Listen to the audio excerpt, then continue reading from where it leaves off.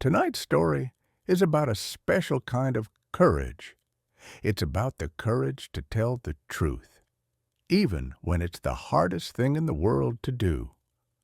We'll meet the prophets, who were laughed at and locked away just for speaking God's words. You'll stand with them as they face powerful rulers, and you'll see how they found the strength to keep going, even when they were all alone. If this story brings you some peace, you can subscribe for more. It makes the world feel friendlier to know who is out there sharing these stories with me. Get comfortable and let the truth be told. Chapter 1. Micah's World. The sun rose over the Judean hills, painting the rocky slopes in hues of amber and gold, and with it came the familiar bleating of the flock. For Micah, a boy of 12 summers, this daily chorus was the rhythm of his life. His small, calloused hands gripped the rough-hewn staff as he guided the sheep toward a patch of scrubby grass near a narrow stream. The air was cool and carried the scent of wild thyme and dry earth. Each morning felt the same, a predictable pattern of watchfulness and wandering that stretched from the first light to the last.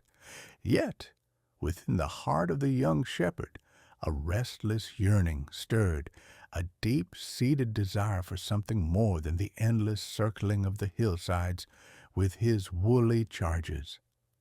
He watched a hawk circling high above, a dark speck against the vast, brilliant blue, and imagined it seeing distant lands, the great sea to the west, the deserts to the east, the fabled cities with walls that touched the sky. His own world was defined by the boundaries of his father's land, a small but vital parcel that had been in his family for generations. The sheep were their wealth, their sustenance, and his responsibility. He knew every ewe by the markings on her face, every lamb by the sound of its bleat. It was a good life, a safe life, but to Micah it sometimes felt as confining as the stone pen where the flock sheltered at night. As the sun climbed higher, the heat intensified, and Micah led the flock to the meager shade of a cluster of gnarled olive trees. It was here, in the heat of the day, that the village elders often gathered to escape the oppressive glare and discuss the matters of the world. Micah would sit just within earshot, pretending to mend a tear in his cloak or to whittle a piece of wood, while his entire being was focused on their words.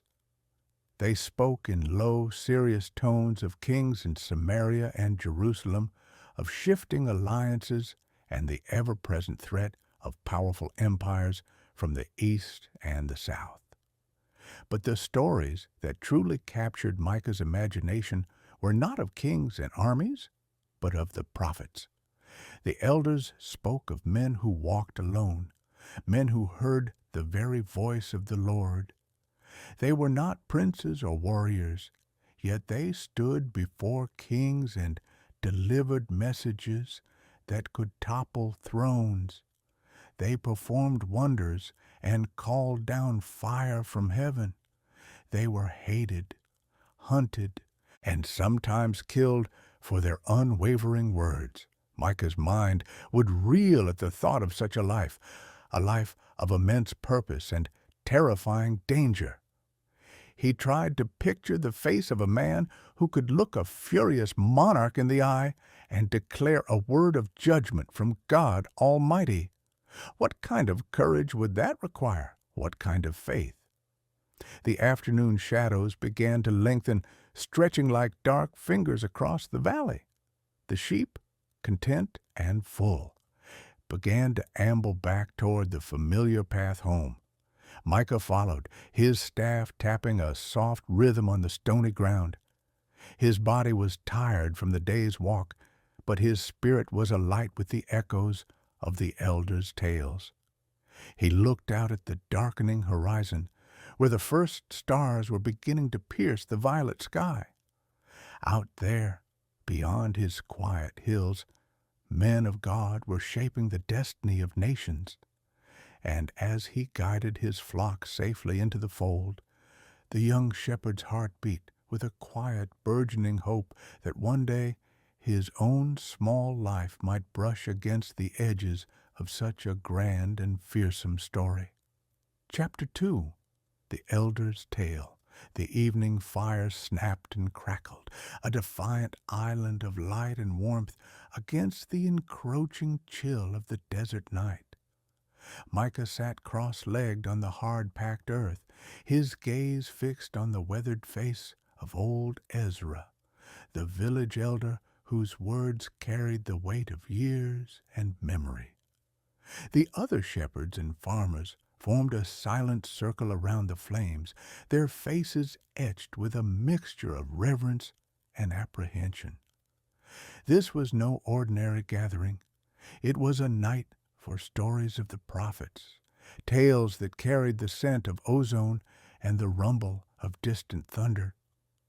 Ezra leaned forward, the firelight carving deep shadows into the lines of his face, making his eyes gleam like dark pools. He began not with a booming voice, but with a low, gravelly whisper that demanded absolute attention. He spoke of a time when the sky had turned to brass and the earth to dust, a time when King Ahab ruled in Samaria with a queen of such wickedness that her name, Jezebel, was spoken only with a shudder. The land, Ezra explained, had groaned under the weight of its own sin, and the heavens themselves had withheld their blessing. Then came the prophet, a man from Tishbe, a stranger with a wild look in his eyes and a conviction that could not be shaken. His name was Elijah. Micah's breath caught in his chest as Ezra described the scene. He painted a vivid picture of the king's court in Samaria, a place of polished marble and glittering idols, where power hung thick in the air. Into this den of corruption walked Elijah, alone and unarmed, his simple woolen garment a stark contrast to the royal silks and jewels. He did not bow, he did not flatter. He stood before the mightiest man in the land and delivered a message that was as simple as it was terrifying. There would be no rain, he declared, not even dew, except by his own word. The pronouncement was a direct challenge, not just to Ahab's authority, but to the power of the queen's foreign gods, the Baals, who were believed to control the storms and the fertility of the land. Micah could almost see it, the stunned silence that must have fallen over the court, the king's face purpling with rage, the nervous glances of the courtiers, the sheer, breathtaking audacity of the man captivated him. Elijah had walked into the lion's mouth and spoken a sentence of drought upon the entire kingdom, then turned and walked away, leaving the echo of his words to hang in the stifling air. He did not wait for an argument or a defense. He simply delivered the word of the Lord and departed, trusting in the power behind the prophecy. As Ezra continued, describing the long, agonizing months that followed, Micah felt the story seep into his bones. He imagined the streams shrinking to muddy trickles, the wells yielding only bitter, dusty water. He saw in his mind's eye the green hills of his own home turning brown and brittle, the sheep growing thin and listless. The prophet's word had become a physical reality, a tightening fist of heat and thirst across the land. This was not the distant, abstract power of kings and armies. This was a power that reached into the very elements, that could lock the skies and parch the earth. It was a fearsome, holy power, and the man who wielded it, Elijah, became in that moment more than just a character in a story. He became a figure of immense, terrifying fascination for the young shepherd, a man who, moved through the world with the authority of heaven itself at his back, a solitary flame in a world growing ever darker. Chapter 3. Elijah's Challenge. The word spread through the drought-stricken land like a sudden dry wind, a summons that pulled people from their crumbling fields and thirsty villages. Ahab's messengers, their faces grim and their voices hoarse, rode through the dust, calling for a gathering on Mount Carmel. The king's command was a heavy thing, but it was the name whispered alongside it that truly drew the crowds. Elijah, the prophet who had vanished for 3 long years, was returning, and he was calling for a confrontation. Micah, hearing the news from travelers on the road, felt a shiver that had nothing to do with the evening cool. The story old Ezra had told by the fire was unfolding in the present, and the air itself seemed to crackle with the tension of an impending storm. The slopes of Mount Carmel swarmed with people, a vast murmuring sea of humanity drawn by desperation and a flicker of desperate hope. They stood upon the sun-baked rock, their faces gaunt and their clothes hanging loose on famished frames. They had come to see a contest of gods. At the forefront stood the 450 prophets of Baal, a gaudy and confident procession in their embroidered robes, their faces painted, their voices already raised in rhythmic chants to their silent deity. They moved with the swagger of men who believed they held the favor of the powers that ruled the storm and the harvest. Opposite them, alone and profoundly still, stood Elijah. He looked exactly as Micah had imagined from the elder's tale, a man carved from the wilderness itself. His hair was long and wild, his skin weathered by sun and wind, and his simple mantle of animal skin was a stark declaration of his otherness. He did not shout to be heard over the crowd. Instead, his silence was a force that gradually stilled the noise around him. When he finally spoke, his voice cut through the air, clear and sharp as a flint edge. He addressed the people not as subjects of a king, but as lost children of Israel. His question was a lance aimed at the heart of their divided loyalty. How long would they hobble between 2 opinions? If the Lord was God, they were to follow him. If Baal was God, then they should follow him. The silence that followed was absolute, a heavy, breathless void into which the truth of their own spiritual confusion settled. Elijah then laid out the terms of the challenge, a test so stark and simple that its outcome would be undeniable. 2 bulls were to be prepared for sacrifice. The prophets of Baal would choose one, build an altar, and lay the offering upon it. He, Elijah, would do the same. But there would be no fire lit by human hands. Each would call upon the name of their God, and the God who answered by fire, he was God. A collective gasp rippled through the crowd. It was a proposal of breathtaking audacity, a public high-stakes gamble with divine power as the only currency. The people, their hearts laid bare by years of hardship, could only murmur their agreement. It was a fair test. With a theatrical flourish, the prophets of Baal began their work.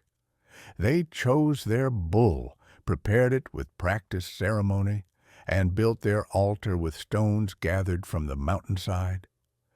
They laid the dismembered pieces upon the wood, a generous offering to their silent Lord. Then their chanting began in earnest, a cacophony of pleading and praise that grew in intensity as the morning wore on. They danced around their altar, their movements becoming increasingly frantic, their voices rising to a fever pitch. They cried out, "O Baal, answer us!" But the only reply was the relentless, mocking heat of the sun. The sky remained a hard, cloudless blue. The wood remained unburned. Hours passed. The sun climbed to its zenith, beating down upon the spectacle. The prophet's dancing turned to a desperate, limping stagger. Their chants became ragged, broken by gasps for air. In a final grotesque act of fervor, they began to cut themselves with swords and lances, as was their custom, letting their own blood soak the dust at the foot of their unresponsive altar. Their cries grew more desperate, more pathetic, a raw display of human effort, meeting only divine silence.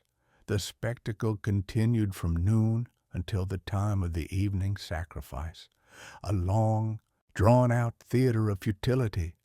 The initial confidence of the Baal worshippers had evaporated, replaced by a sweating, bleeding, exhausted despair. Their God was not speaking. Their God was not listening. Their altar stood untouched, a monument to a void. And through it all, Elijah watched, his stillness a profound and powerful contrast to the frantic chaos before him. A profound and weary silence had fallen over Mount Carmel, broken only by the ragged panting of the bloodied prophets and the faint, dry rustle of the wind. The long, desperate spectacle of the Baal worshippers had ended not in a blaze of divine glory, but in a whimper of human exhaustion. Their altar stood pristine, the wood and meat untouched by any heavenly spark.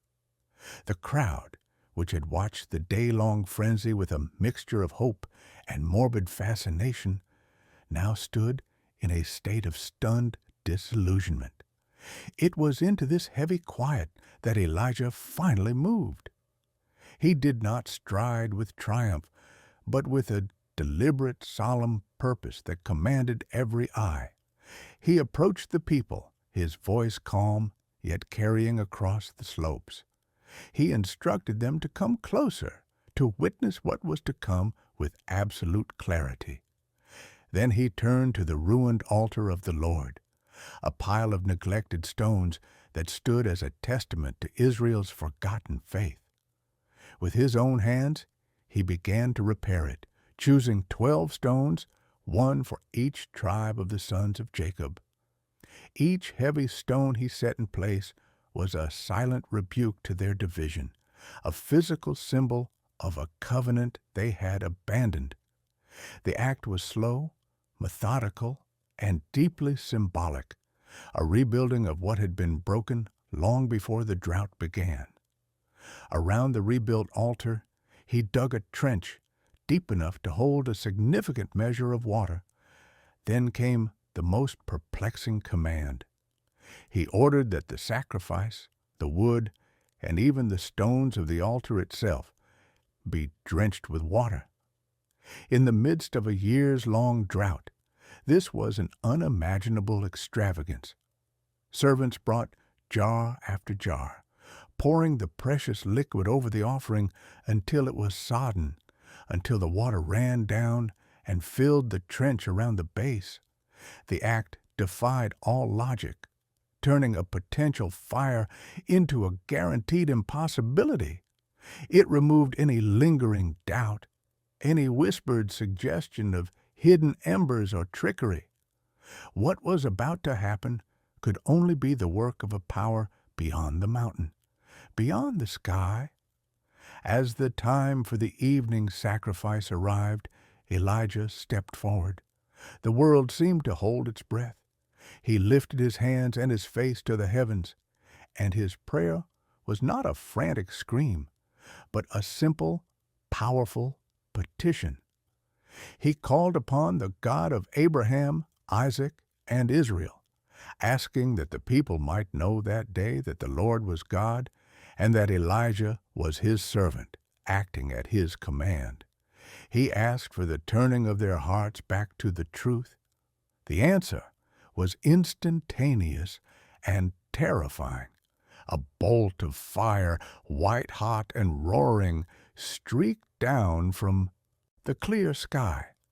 It did not simply ignite the offering, it consumed it in a single violent gasp. The fire licked up the water in the trench, devoured the sodden wood, vaporized the meat, and turned the very stones of the altar to powder and dust. A wave of blistering heat washed over the crowd, followed by a collective cry of awe and terror. There was no slow burn, no natural explanation. It was a complete and utter annihilation by a holy fire that answered a faithful man's prayer. In that single cataclysmic moment, every pretense, every doubt, every divided loyalty was burned away. The people fell on their faces, their voices rising in a unified shout of conviction and fear. "The Lord, He is God! The Lord, He is God!" The chant echoed across the mountain, a thunderous confession born from undeniable proof. Elijah, his face illuminated by the fading glow of the divine inferno, then gave a grim order. The prophets of Baal, exposed as frauds and purveyors of a deadly lie, were seized. The judgment was swift and severe, a purging of the deception that had led the nation astray. With the falsehood eradicated, Elijah turned his attention back to the parched land. He climbed to the summit of Carmel, crouched down with his face between his knees, and prayed again, this time for the drought to end. He sent his servant to look toward the sea. 6 times the servant returned with the same report. Nothing. The sky remained a hard, cloudless blue. But on the 7th time, the servant saw it. A small cloud, no bigger than a man's hand, rising from the sea. It was the first hint of mercy, the first sign of the coming deluge. Elijah sent a warning to Ahab, telling him to hurry home before the rain stopped him. And as the king's chariot raced toward Jezreel, the heavens, so long sealed by the prophet's word, were torn open by the same authority. The wind began to howl, the sky turned the color of slate, and the first heavy, life-giving drops of rain began to fall, ending the long, bitter years of thirst. Chapter 4. Jezebel's Rage. The euphoria of the downpour was short-lived, a fleeting moment of divine mercy, swallowed by the swift, dark tide of human vengeance. News of the events on Mount Carmel, carried by frantic messengers, flew ahead of the returning king and reached the gilded halls of the palace in Jezreel. It found its way to the queen, Jezebel, a woman whose heart was a fortress of pride and whose will was a blade. The report was not of a national revival or a miraculous deliverance, but of a personal and profound humiliation. Her prophets, the 450 voices of her god Baal, were dead, slaughtered at the command of the wild man from Tishbe. The power she wielded, rooted in fear and foreign deities, had been publicly dismantled by a single, unyielding servant of a god she despised. Her rage was not a hot, fleeting temper, but a cold, calculating storm. She did not scream or weep. Instead, she sat in her chamber, the silence around her more threatening than any outburst. A servant, trembling, delivered the detailed account, and with each word her resolve hardened into something immovable and deadly. She sent for a scribe, and with a hand that did not shake, she dictated a message. The words were few, but they carried the weight of a death sentence. She swore a solemn oath by her own gods that by the next day at the same time Elijah would be as dead as his victims. The message was sealed and dispatched with a royal guard, a direct and unequivocal declaration of war against the prophet. When the threat reached Elijah, the towering courage that had withstood a king and called down fire from heaven crumbled into dust. The image of Jezebel's cold, murderous intent was a more potent weapon than any army Ahab could muster. The faith that had stood firm on the mountain now buckled under the intimate personal menace of the queen's vow. A primal, overwhelming fear seized him, a terror for his own life that eclipsed the memory of God's power. Without pausing to pray, without gathering his few followers, he turned and fled. He abandoned his servant in Beersheba and pushed on alone, deeper into the wilderness of Judah, driven by the single, desperate instinct to put as much distance as possible between himself and Jezebel's wrath. The wilderness was a vast, unforgiving expanse of sun-bleached rock and thorny scrub. The same sun that had beaten down on Carmel now seemed a personal enemy, leeching the strength from his limbs. The jubilant rain that had heralded his victory was now a distant memory, and the land returned to its parched state, mirroring the desolation within him. He stumbled on, his mantle catching on thorns, his sandals scraping against stone. The echoes of the crowd shout, "The Lord, He is God," were now drowned out by the mocking whisper of the wind and the pounding of his own heart. He was utterly alone, a fugitive not from a king, but from a queen's promise, and the solitude was more terrifying than any confrontation. He finally collapsed under the scant shade of a broom tree, his body spent, his spirit broken. He prayed not for deliverance, but for death, believing that even his great ancestors had not faced such hopelessness, and that his own life was now a failed endeavor. As he sank into an exhausted sleep, a presence disturbed the absolute silence of the desert. It was not a dream, but a tangible touch. An angel of the Lord stood over him, a being whose form seemed woven from the very light and stillness of the wilderness. The angel did not speak words of rebuke or complex instruction. Instead, with a quiet, practical compassion, he touched Elijah and woke him. There beside his head was a cake of bread, freshly baked on hot stones, and a jar of cool, clear water. The sight was as miraculous as the fire from heaven, a simple, life-sustaining gift in a place of utter barrenness. The angel's command was gentle but firm. He instructed Elijah to eat and drink, for the journey ahead was too great for him. Elijah ate the bread and drank the water, the simple fare tasting like a feast from heaven. The strength that flowed back into his body was not just physical. It was a quiet ember of hope rekindled in the ashes of his despair. The sustenance was a silent argument against his request for death, a tangible proof that he was not, in fact, alone.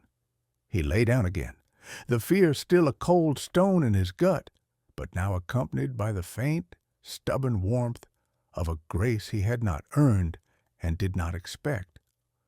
The wilderness was still vast, and Jezebel's threat still loomed, but under that broom tree fed by unseen hands, the prophet's flight was no longer just a desperate run from death, but the first step of a journey whose destination was known only to the God who provided bread in the desert. Chapter 5. God's Whisper. The sustenance from the angel did more than fill Elijah's belly.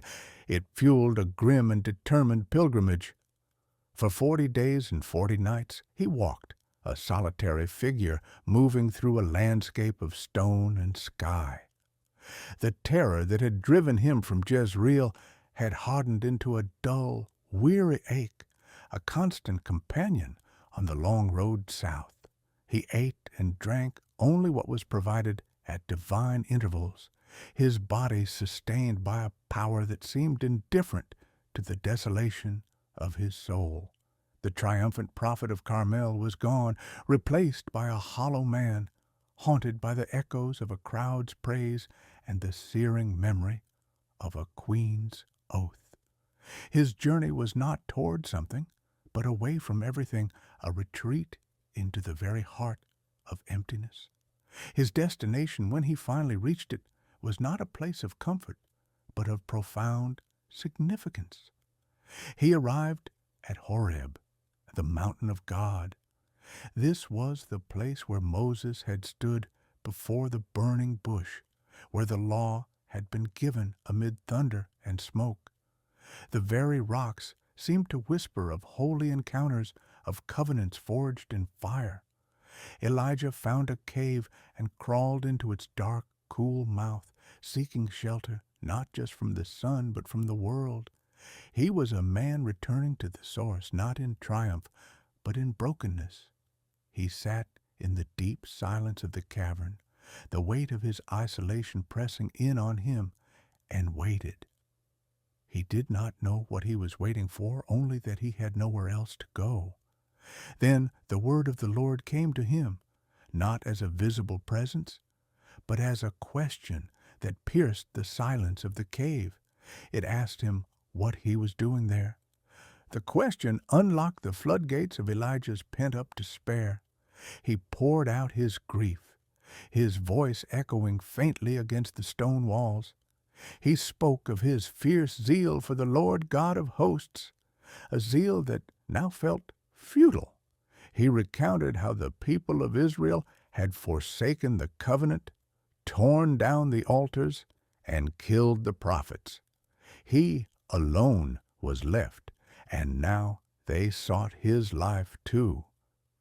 His lament was a portrait of absolute failure, the confession of a man who believed his entire mission had ended in solitary ruin.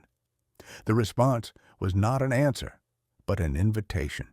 He was commanded to go out and stand on the mountain before the Lord. As Elijah emerged from the cave's darkness, the world itself began to tear apart around him. A great and powerful wind ripped across the mountain, so violent that it shattered rocks and sent shards skittering down the slopes. It was a force that could level forests and reshape the land, but the Lord was not in the wind. After the wind came an earthquake, a deep, groaning shudder that made the very foundations of Horeb tremble. The ground heaved and cracked, but the Lord was not in the earthquake. After the earthquake came a fire, a raging, devouring inferno that swept across the barren heights. But the Lord was not in the fire. These were displays of raw, cataclysmic power, the kind of manifestations Elijah had witnessed on Carmel.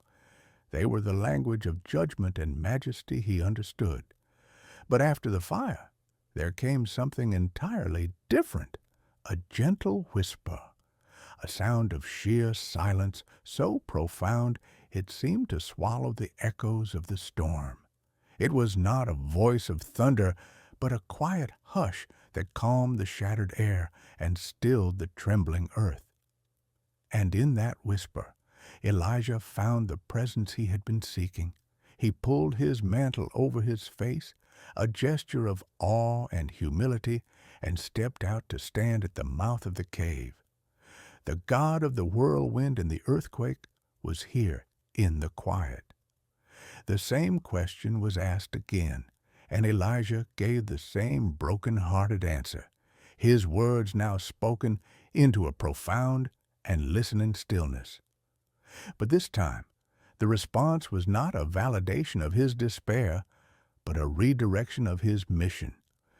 The whisper did not chastise him for his fear or correct his perception of being alone. Instead, it gave him purpose again. He was to anoint new kings for Syria and Israel, setting in motion the wheels of political change. And most importantly, he was to anoint Elisha as a prophet in his place. The message was clear. Elijah's work was not over, but it was changing. He was not as alone as he thought, for God had reserved 7,000 in Israel who had not bowed to Baal. The legacy of his faith would continue through others. The encounter left Elijah transformed. The crushing weight of solitary responsibility was lifted. The fear that had hounded him from Jezreel was not gone, but it was now overshadowed by a renewed quiet sense of purpose. He had come to the mountain believing his story was over, a tragic epilogue to the triumph of Carmel. He left knowing it was merely turning a page. The God who spoke in the whirlwind was also the God who spoke in the whisper, a God of immense power and intimate grace. And armed with that knowledge, the prophet turned his face away from the cave and back toward the world, ready to anoint the men who would shape the future he would not live to see. Chapter 6. Micah's Decision. The story of Elijah's flight and his encounter with the whisper on the mountain settled deep within Micah's soul, a seed taking root in fertile ground.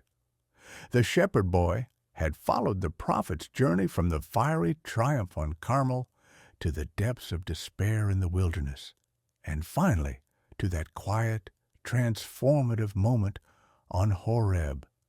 It was not the spectacle of the fire from heaven that now gripped him most powerfully, but the image of a broken man being met, not with rebuke, but with a gentle, sustaining presence.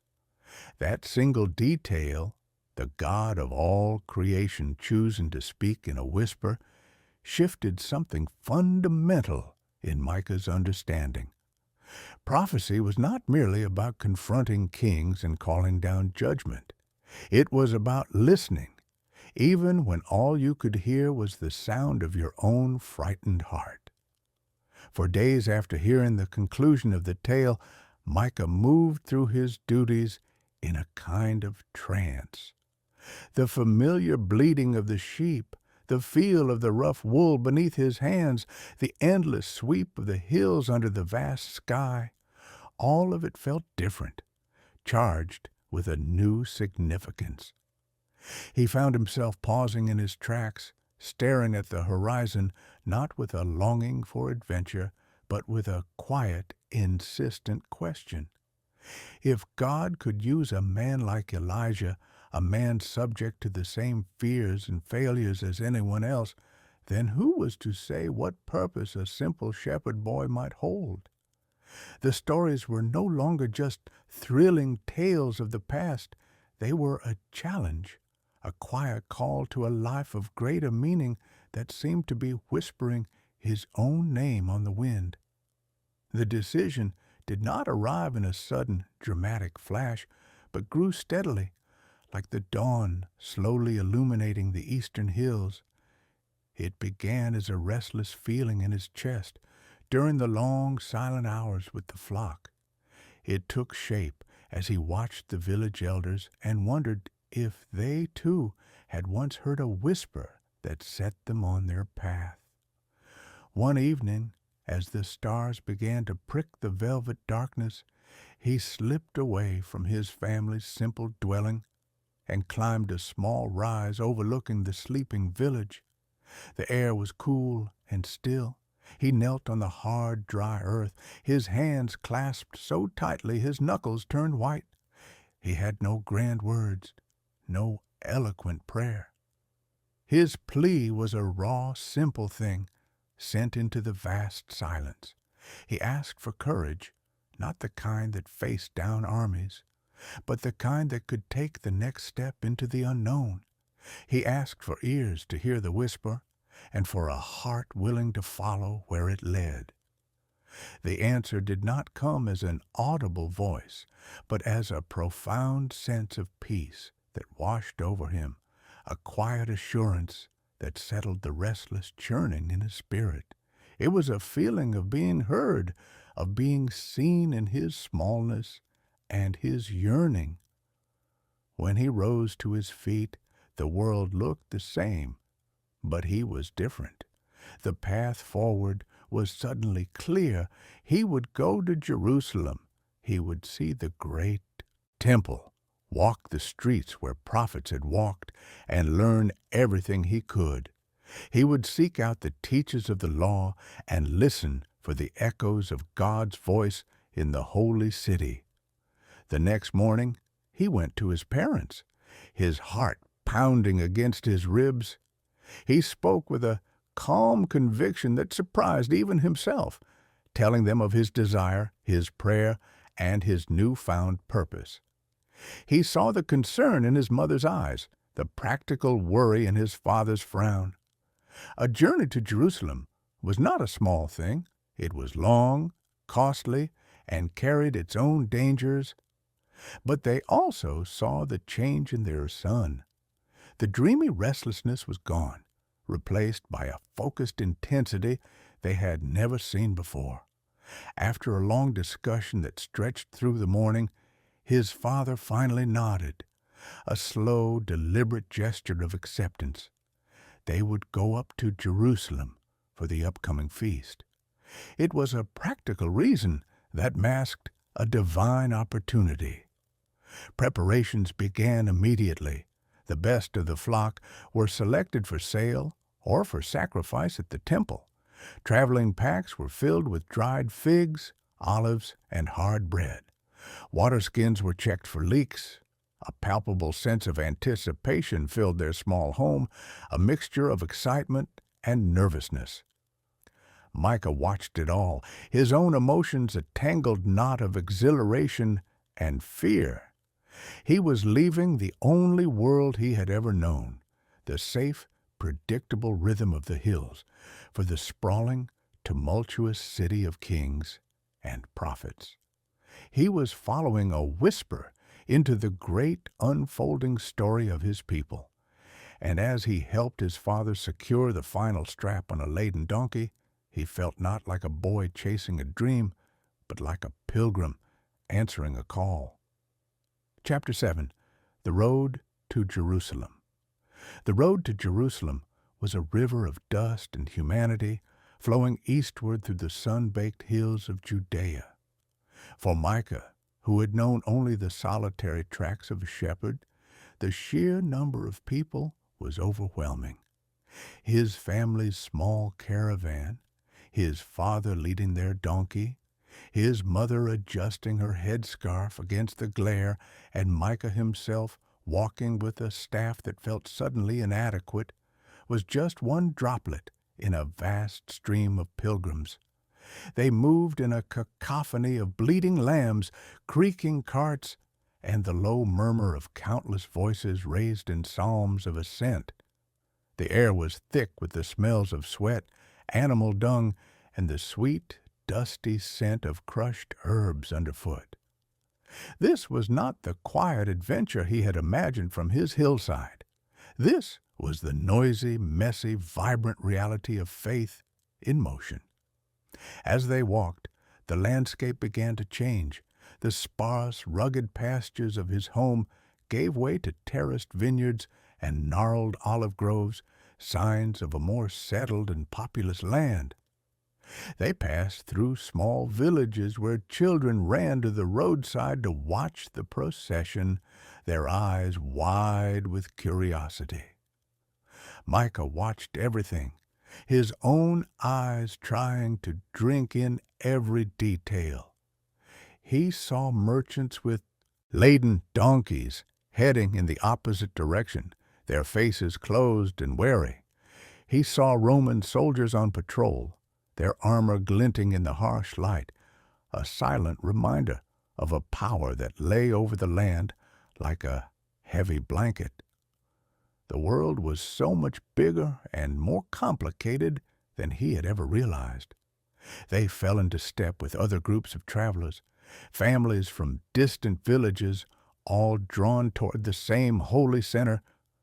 Around cooking fires in the evenings, as the sky turned to violet and the first stars emerged, the talk was not of the miracles of Elijah or the bravery of prophets, but of the troubled present. The words were spoken in low, anxious tones often accompanied by furtive glances. Men spoke of taxes that grew heavier each year, of corrupt officials in both Jerusalem and Samaria who lined their own pockets while the people struggled. They spoke of the uneasy peace, a fragile thing that everyone felt could shatter at any moment. And then there were the rumors. They slithered through the campsites like snakes, whispered from one man to another. The word Babylon was uttered, a name that carried a chill even in the warmth of the fire. Some spoke of the new king there, a ruthless and ambitious ruler named Nebuchadnezzar. Others told of his vast, unstoppable army, of chariots that darkened the plains and siege engines that could reduce city walls to rubble. They were rumors of a gathering storm in the east, a shadow that was slowly stretching toward the tiny kingdom of Judah. The pilgrims debated what it meant. Some said it was the judgment of God upon a faithless people, just as the prophets had warned. Others scoffed, claiming their walls were strong and their God was with them. But the fear was a palpable thing, a bitter taste in the back of the throat that no amount of travel bread could wash away. Micah listened to it all, his food forgotten in his hands. The grand stories of faith and fire suddenly felt distant, replaced by this immediate, gnawing anxiety. He looked at the faces of the men speaking, the furrowed brows, the hands clenched tight, and he understood that the legacy of the prophets was not just in the past. Their warnings of invasion and exile, which had once seemed like dramatic elements of an old tale, were now being discussed as a real and present danger. The road to Jerusalem was no longer just a path to a holy place. It felt like a journey into the very heart of the trouble the prophets had foretold. As he lay down to sleep that night, the ground hard beneath his thin mat, the excited anticipation he had felt was now tempered by a sobering understanding. He was not traveling to a city of simple wonders, but to a capital living on a precipice, and the whisper he was following seemed to be leading him directly into the storm. Chapter 8. Jerusalem's Bustle.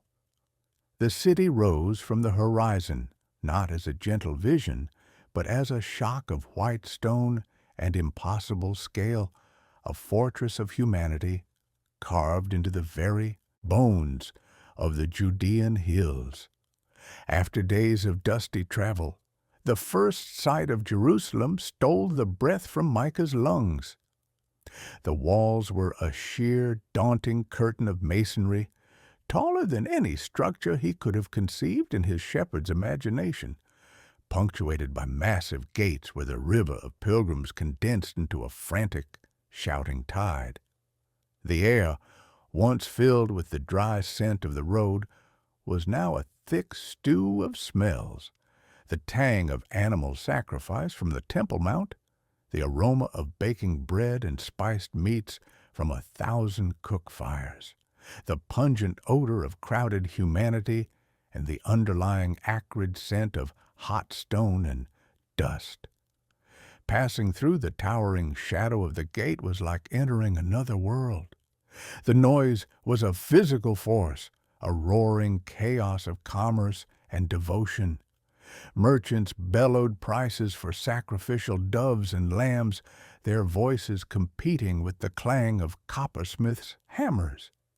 Money changers rattled their coins on small wooden tables, their eyes sharp and calculating. Pilgrims from every corner of the land, dressed in the distinctive robes of Galilee, Samaria, and the Negev, pressed through the narrow streets, their faces a mosaic of awe, exhaustion, and fervent piety. Micah clung close to his father, his senses overwhelmed.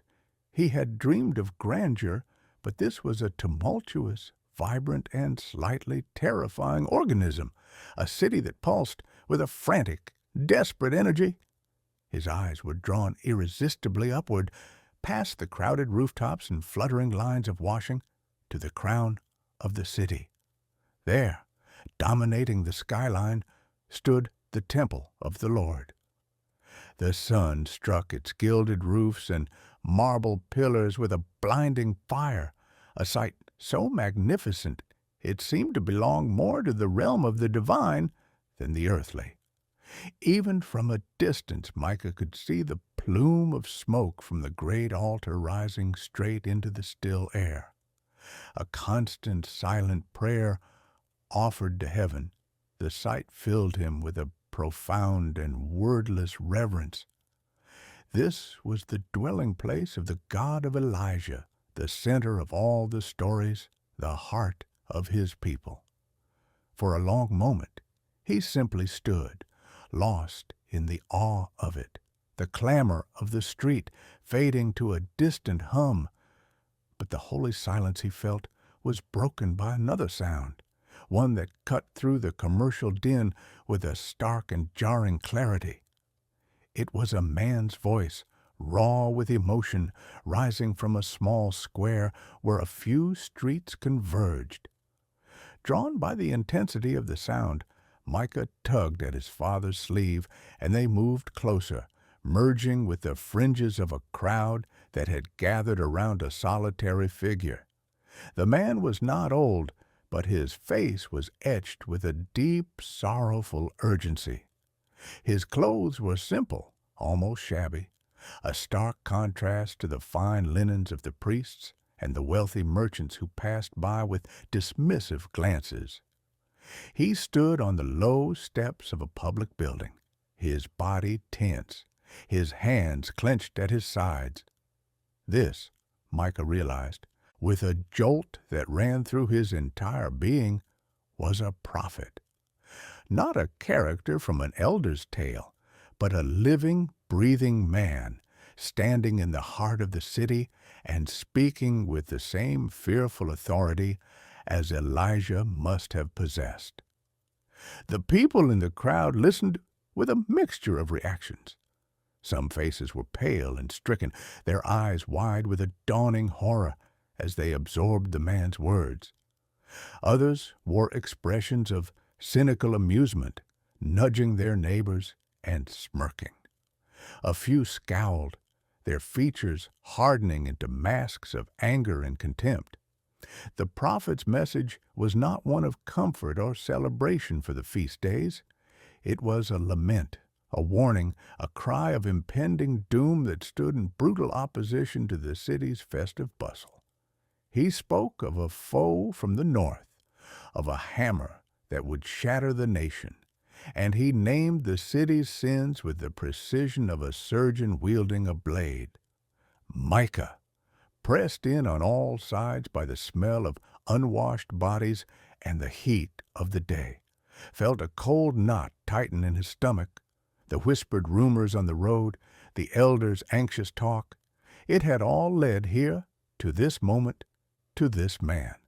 The prophet's name, he heard someone murmur, was Jeremiah, and as the man's impassioned words washed over him, Micah understood that his journey to the holy city had not brought him to the end of a story, but to the terrifying, electrifying beginning of a new one. Chapter 9. Jeremiah's Warning. The voice was a wound in the side of the city, a raw, bleeding sound that refused to be stanched by the festive commerce and pious chatter. It rose from the prophet Jeremiah, a man who seemed less to stand on the stone steps than to be anchored there by the sheer, terrible weight of the words he carried. His face was a landscape of anguish, his eyes burning with a fire that consumed his own peace. He was not a performer, he was a conduit, and the message flowing through him was a torrent of divine grief and coming wrath. For Micah, still dizzy from the city's scale and splendor, the sight was a brutal collision between the glorious temple on the hill and this gritty, painful truth in the street. Jeremiah's words were not complex theological arguments, but stark, simple images of judgment. He spoke of a boiling pot, tipped from the north, its scalding contents ready to pour over Judah. He named the Babylonians not as a distant rumor, but as the appointed instrument of a holy God, a refining fire and a crushing hammer. The invasion he described was not a possibility, but a certainty, the inevitable consequence of a covenant broken, of altars raised to worthless idols, of justice trampled in the streets by the proud and the powerful. His voice cracked with a passion that was part fury and part heartbreak, the cry of a lover watching his beloved plunge a knife into her own heart. He called for repentance, a word that hung in the dusty air, simple and profound. It was a plea for the people to turn, to rend their hearts and not just their garments, to wash the corruption from their hands and the idols from their minds. It was a final offer of mercy, a narrow gate of escape from the cataclysm he so vividly painted. But as his plea echoed off the sun-baked walls, the initial silence of the crowd began to curdle into something else. A low muttering started at the back, a ripple of discontent that grew into a wave of open derision. A merchant, his arms laden with trinkets for pilgrims, laughed aloud, a harsh barking sound. He called Jeremiah a madman, a doomsayer trying to scare honest people out of their money. Another man, his clothes marking him as someone of minor official status, sneered and shouted that the prophet was a traitor, weakening the nation's resolve with his talk of surrender and defeat. The words traitor and Babylonian sympathizer were thrown like stones. Someone jeered that he should take his gloomy predictions north to the Babylonians themselves, if he loved them so much. The crowd, once a mix of the convicted and the curious, was now turning into a mob, their fear and national pride transforming into aggression against the messenger who dared to speak the truth they did not want to hear. They mocked his appearance, his lack of formal training, his solitary status. They compared him unfavorably to the smooth-tongued prophets of the court, the ones who spoke of peace and security, who affirmed the king's policies and the people's complacency. In their laughter and their taunts, they were not just rejecting Jeremiah, they were rejecting the God who sent him. They were choosing the comforting lie over the terrifying truth, the illusion of safety behind Jerusalem's walls over the difficult path of humility and repentance. Micah watched, his heart hammering against his ribs as the man of God stood firm, his face a mask of sorrowful resolve, absorbing their contempt as another part of the burden he was called to bear. The fire of Carmel felt a world away, replaced by the cold, hard reality of a prophet being shamed in the streets of the very city he was trying to save. Undeterred by the scorn and laughter, Jeremiah stood his ground, his sorrowful eyes sweeping over the mocking faces as if seeing the future written upon them. The crowd's derision seemed only to deepen his resolve, hardening his grief into a sharper, more potent instrument. He did not shout back or try to outbellow them. Instead, he waited for a lull in the noise, a moment when their own venom had momentarily exhausted them, and then he moved. From a coarse sack at his feet, he produced a common clay pot, the kind used in every home for carrying water or storing grain. It was a simple, unglazed vessel, plain and utilitarian. He held it aloft for all to see, a mundane object that now in his hands seemed to hum with ominous significance. The crowd, intrigued in spite of themselves, fell into a restless quiet. What folly was this? What could a pot have to do with kings and empires and the judgment of God? Jeremiah's voice, when he spoke again, was lower, more measured, but it carried with the chilling clarity of a verdict. He began to speak of the potter and the clay, of the sovereign right of the maker to shape the vessel as he saw fit. He spoke of Israel as clay in the hands of the Lord, a vessel that had become marred, twisted by its own rebellion. And then his words took on a grim prophetic cadence. He declared that just as a potter could crush a flawed vessel and begin again, so too would the Lord break this nation and this city. With a sudden, violent motion that made several in the front row flinch, Jeremiah hurled the clay pot to the stone pavement at his feet. The sound was a sharp, final crack, a small, contained explosion of destruction. The pot shattered into a dozen jagged shards, skittering across the stones, rendered useless in an instant. The silence that followed was absolute, broken only by the distant bleating of a sheep bound for sacrifice. Jeremiah pointed a trembling finger at the broken pieces, his voice rising once more, not in anger, but in a lament that seemed to tear from the very heart of God. So would the Lord break Jerusalem and its people, he declared. The city that thought itself an unassailable fortress of Zion would be shattered like this common pot, and no hand would be able to piece it back together.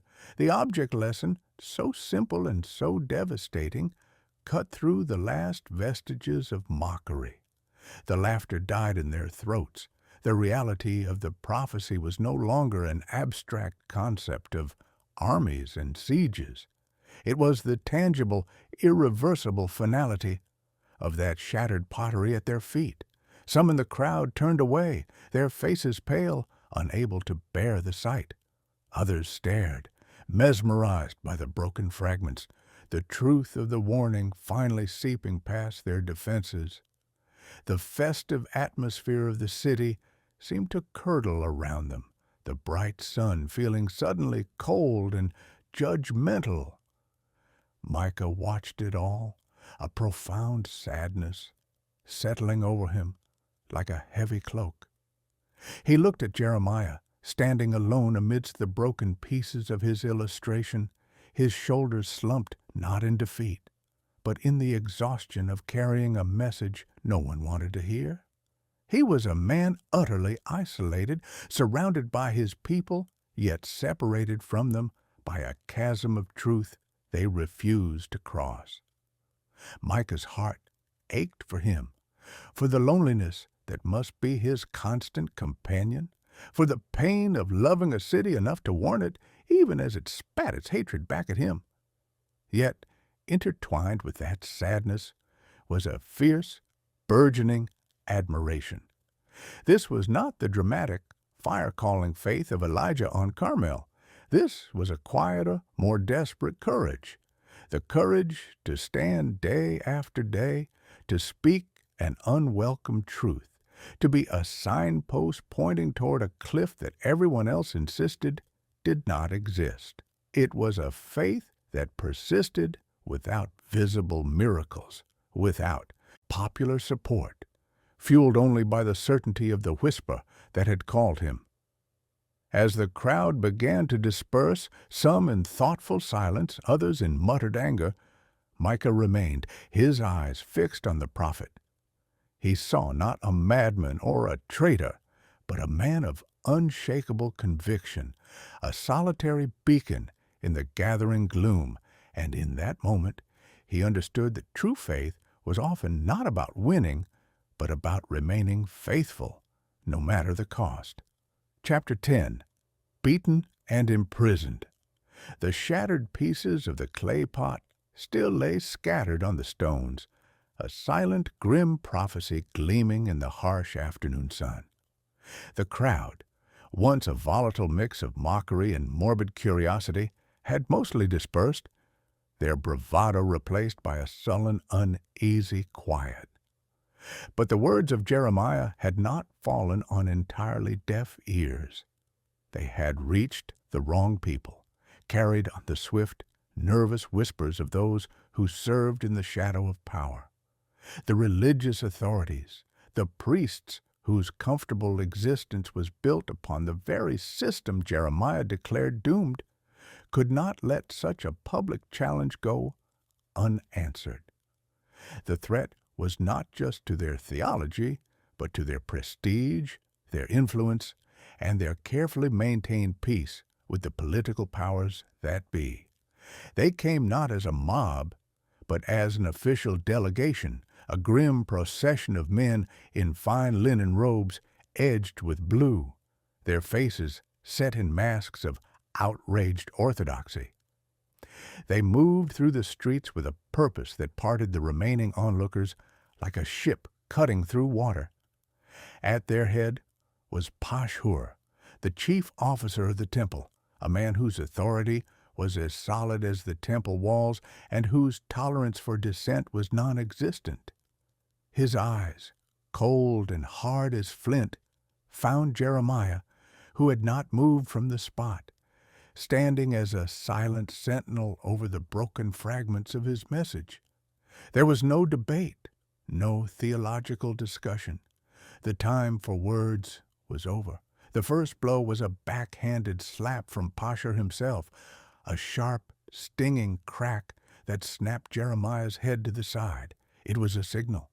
The other priests and officials closed in, their sanctimony giving way to a brutal, efficient violence. Fists pummeled his ribs and back. A staff cracked against his shins, buckling his knees. They did not shout or curse. Their silence was more terrifying than any rage, a cold administrative beating meted out as a punishment for sedition and blasphemy. The sound was a sickening chorus of thuds and grunts, of fabric tearing, and the prophet's choked gasps for air. He did not cry out, did not plead for mercy. He absorbed the punishment with a terrifying stillness, his body curling inward protectively, but his spirit seemingly detached from the agony being inflicted upon his flesh. Micah watched from the mouth of a narrow alley, his hand clamped over his own mouth to stifle a cry. He had lingered, drawn by a horrified fascination, and now he was trapped, a helpless witness to the martyrdom of the man he had so recently admired. He saw the blood, a dark crimson streak against the dusty stones, from a split lip. He saw the way Jeremiah's eyes, even swollen and dazed, held a look not of hatred, but of a profound, heartbreaking pity for his attackers. This was the cost of the whisper. This was the reality of the prophet's calling, not fire from heaven, but fists and clubs in a city street. When the beating had reduced Jeremiah to a limp, bleeding weight, the officials dragged him, his feet scraping uselessly against the ground, toward the Benjamin gate at the upper court of the temple. There, near the seat of power and piety, they had a special instrument of public humiliation, the stocks. It was a heavy wooden frame designed to contort a man's body into a painful, immobilizing position, exposing him to the elements and the ridicule of every passerby. They forced his wrists and ankles into the rough-hewn holes, tightening the restraints until the wood bit into his skin. The finality of the sound as the lock was secured was more crushing than the beating. Jeremiah was now a public spectacle, a warning to any who would dare to speak against the established order. As dusk began to settle over the city, painting the temple walls in shades of rose and gold, the square emptied. The priests departed, their robes swishing with self-righteous satisfaction.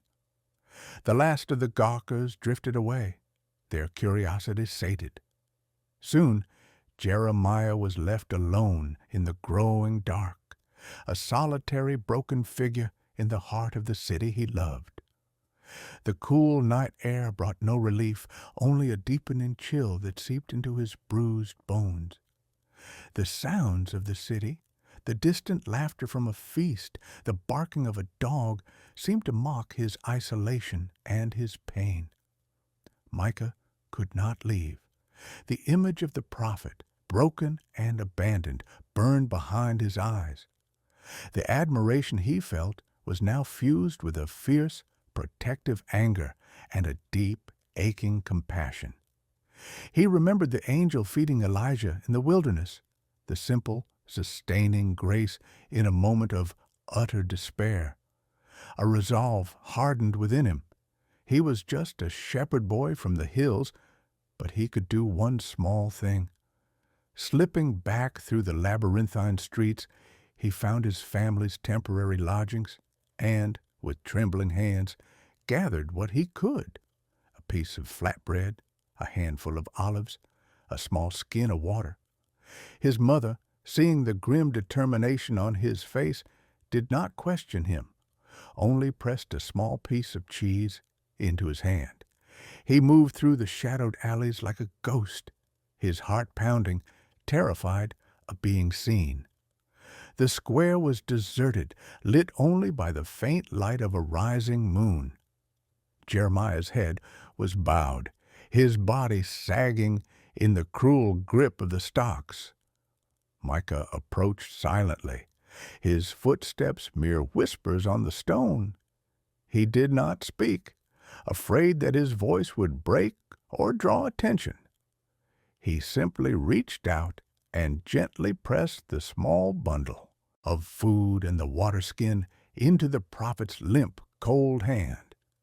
Jeremiah stirred, his head lifting slowly. In the dim light, his swollen eyes met Micah's. There were no words of thanks, no long discourse. There was only a look, a fleeting, profound connection that passed between them, a look of gratitude from the broken man and one of unwavering solidarity from the boy. It lasted only a second before Micah melted back into the shadows, his mission complete. He had not stopped the beating. He could not free the prisoner, but he had, in his own small way, answered the whisper of compassion, becoming a tiny flickering point of light in the overwhelming darkness that had descended upon the man of God. Chapter 11. Micah's fear. The image of Jeremiah's broken body sagging in the stocks under the cold eye of the moon was seared into Micah's mind, a waking nightmare that followed him through the restless night and into the pale light of dawn. The brief, silent connection they had shared in the darkness now felt like a brand, marking him with a fear he had never known. It was not the simple, fleeting fright of a wolf lurking near the flock or the nervous excitement of a journey into the unknown. This was a deep, chilling dread that settled in his bones, a cold understanding of the true cost of faithfulness. The prophets in the elders' tales had always been figures of triumphant power, men who called down fire and confounded kings. But Jeremiah was a man of flesh and blood, a man who bled, who felt the bite of wood on his wrists, who endured the spit and scorn of his own people. His courage was not a glorious, fiery shield, but a raw, bleeding wound that he offered up day after day. As Micah went through the motions of the morning, eating the simple breakfast his mother prepared, listening to his father discuss the day's plans for the temple, a single, terrifying question began to echo in the hollow spaces of his heart. Could he ever be that brave? He tried to imagine himself standing in a public square, speaking an unwelcome truth. to a hostile crowd. He tried to picture himself absorbing their hatred, their blows, their mockery, without flinching, without renouncing the message he carried.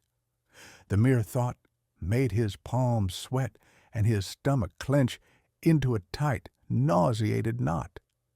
He was just a boy from the hills, accustomed to the gentle, predictable rhythms of the flock. The thought of such solitary, painful defiance felt as far beyond him as touching the stars. And with that fear came another, more troubling question, one that slithered into his thoughts like a serpent. Why? Why would God allow such pain to come to one of his most faithful servants? If Jeremiah was truly speaking God's own words, why did God not shield him? Where was the angel with the cake of bread and the jar of water for him? Where was the whirlwind or the earthquake to scatter his enemies? The God of Elijah, who answered with fire, seemed to have abandoned Jeremiah to the fists of priests and the humiliation of the stocks. The divine whisper that had sustained Elijah in his despair was, for Jeremiah, followed only by the sound of a locking mechanism and the jeers of a crowd. It felt like a profound and unsettling contradiction, a breach in the story of faith, as Micah had always understood it. He wandered the teeming streets of Jerusalem that day, but the city had lost its wonder. The grandeur of the temple now seemed like a hollow shell, its gold leaf masking a heart of stone. The fervent prayers of the pilgrims sounded like empty noise. Everywhere he looked, he saw not the glory of Zion, but the shadow of the stocks. He saw the smug, self-satisfied faces of the priests and officials and felt a hot spike of anger on Jeremiah's behalf. He saw the fearful, complacent faces of the common people and felt a crushing sense of despair. They were all hurtling toward the destruction Jeremiah had prophesied, and they were either too blind to see it or too proud to turn back. The broken pot was not just a symbol of a future judgment. It was a portrait of their present shattered state. That evening, as he sat with his family in their rented room, the sounds of the city a constant murmur beyond the thin walls, Micah felt more alone than he ever had in the vast, silent hills. The brave decision that had brought him to Jerusalem, the whisper he had been so eager to follow, now felt like a terrible mistake. He had sought the legacy of the prophets, and he had found it, not in power and glory, but in suffering and rejection. The faith he had admired from a distance demanded a price he was not sure he could pay. It asked for everything: safety, reputation, comfort, even the very body that housed the spirit. Lying on his thin mat, staring into the darkness, Micah was no longer the boy dreaming of adventure. He was a young man paralyzed by the terrifying, magnificent, and brutal cost of answering a call, his own heart a silent, fearful echo of the prophet's lonely cry in the night. Chapter 12. The Siege Begins. The first sign was not the glint of distant spears or the thunder of marching feet, but the silence. The great road from the north, the artery that had pulsed with pilgrims, merchants, and messengers, fell still. No travelers appeared on its dusty ribbon. The flocks of birds that usually wheeled and scattered over the northern hills vanished, as if the sky itself had been swept clean. Then came the rumors, no longer whispered in campfire circles, but shouted in the streets with raw, panicked certainty. The Babylonian army was on the move. The hammer Jeremiah had prophesied was swinging in a wide, inexorable arc, and Jerusalem was the anvil.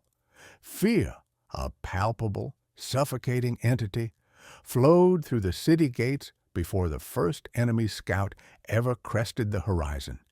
It seeped into the stones of the houses, tainted the water in the cisterns, and curdled the food in the markets.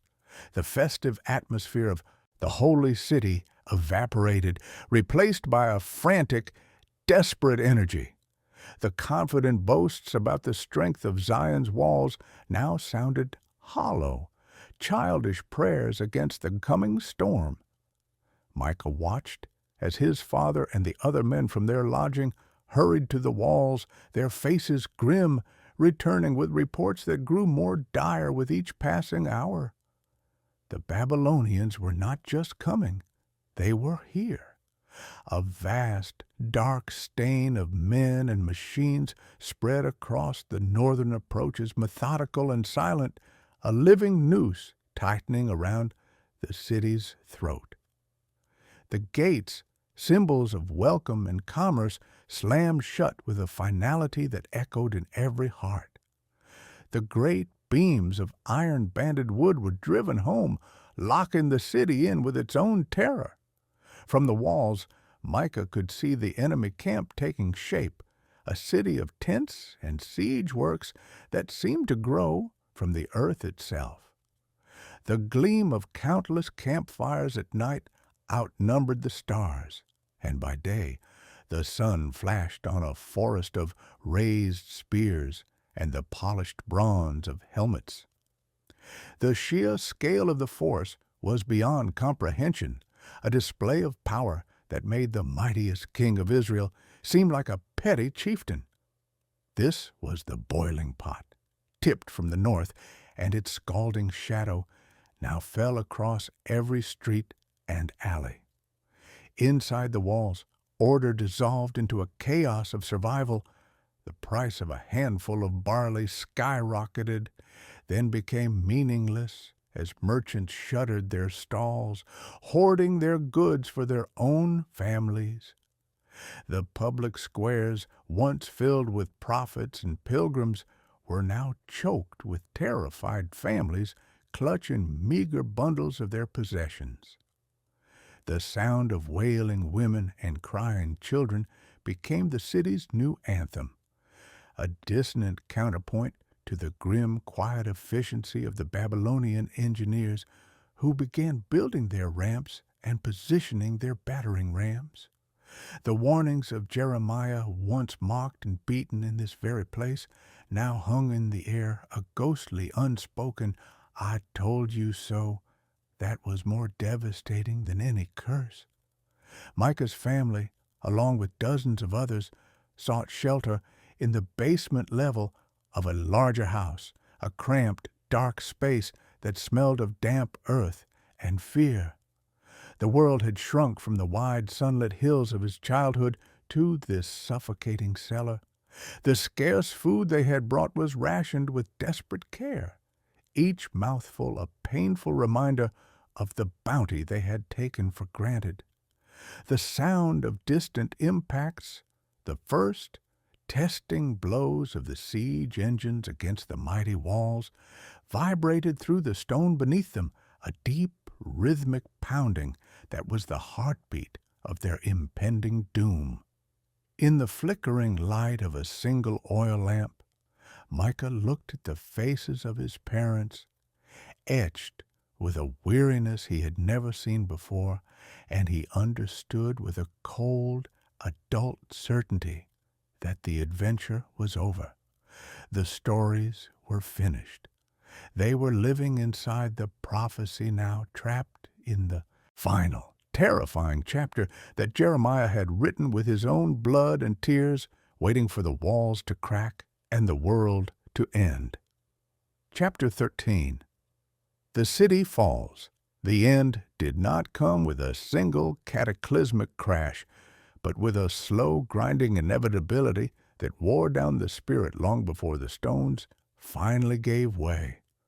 For months, the rhythmic, soul-shattering thud of the battering rams had been the city's pulse, a constant reminder of the patient, inexorable force determined to breach its skin.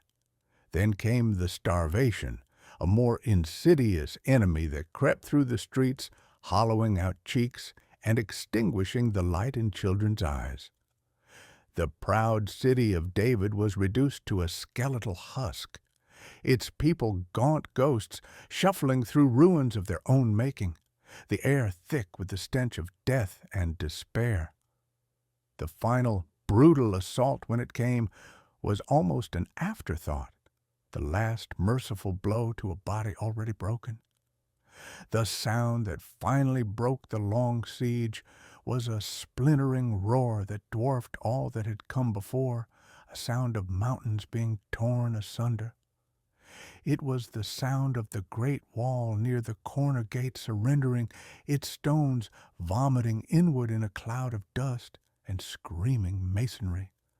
A great, ragged cheer went up from the Babylonian host, a wave of predatory sound that washed over the city and was answered from within by a single, unified shriek of pure, undiluted terror.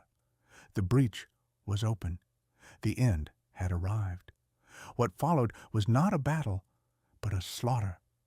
The Babylonian soldiers poured through the gap like a flood of polished iron and disciplined fury. Their advance was methodical, ruthless, and terrifyingly efficient. They fanned out through the streets, their boots scraping through the rubble, their swords finding easy targets in the emaciated, disoriented defenders who tried to make a final, hopeless stand. The clang of steel and the screams of the dying became the city's new music. Houses were kicked in, their few remaining treasures looted, their inhabitants dragged into the light and sorted like livestock. The glorious temple, its gold leaf gleaming in the smoky air, was not spared. Micah, peering from the shattered doorway of their basement shelter, saw the first tendrils of black smoke begin to curl from its pinnacles, a sight so blasphemous it felt like the sky itself was tearing.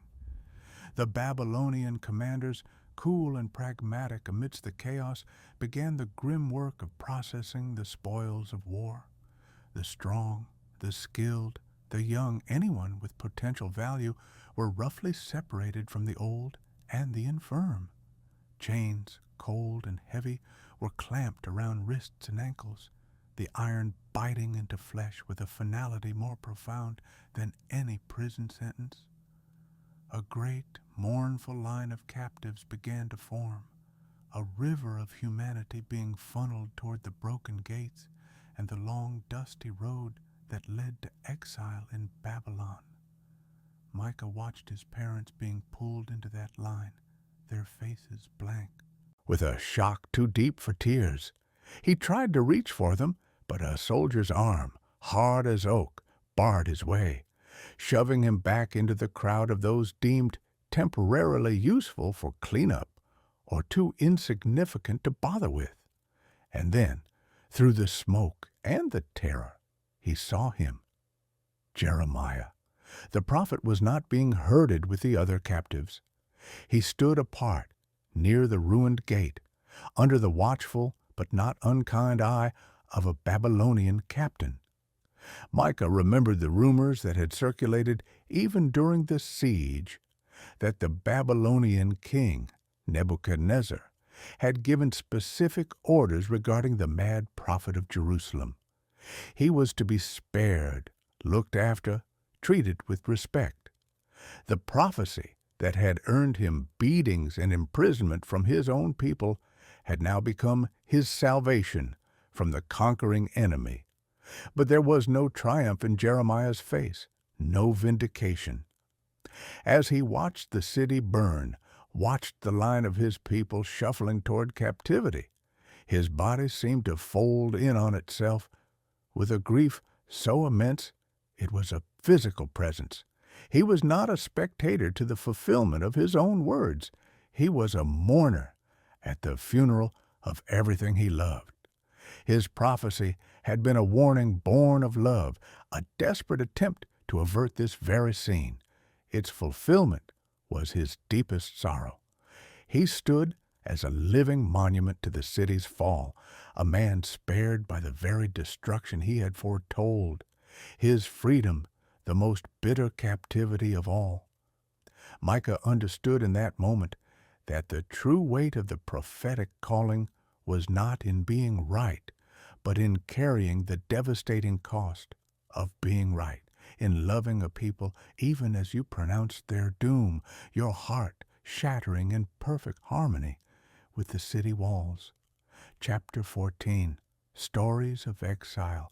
The long, dusty road to Babylon was a river of sorrow, its current flowing with the shuffling feet of the defeated and the clanking of their chains. Micah, spared the immediate exile due to his youth and the chaos of the city's fall, found himself among the shattered remnants left behind, a ghost in the ruins of his former life. He took shelter with a distant relative in a village on the city's outskirts, a place that had escaped the worst of the destruction but was now shadowed by the same pall of grief. The world had been unmade, and in the hollow silence left by the departed, new stories began to circulate, carried by the few traders and stragglers who moved cautiously between the conquered towns. They were not stories of kings or battles, but of survival in a foreign land, tales whispered around cook fires that struggled to push back the overwhelming darkness.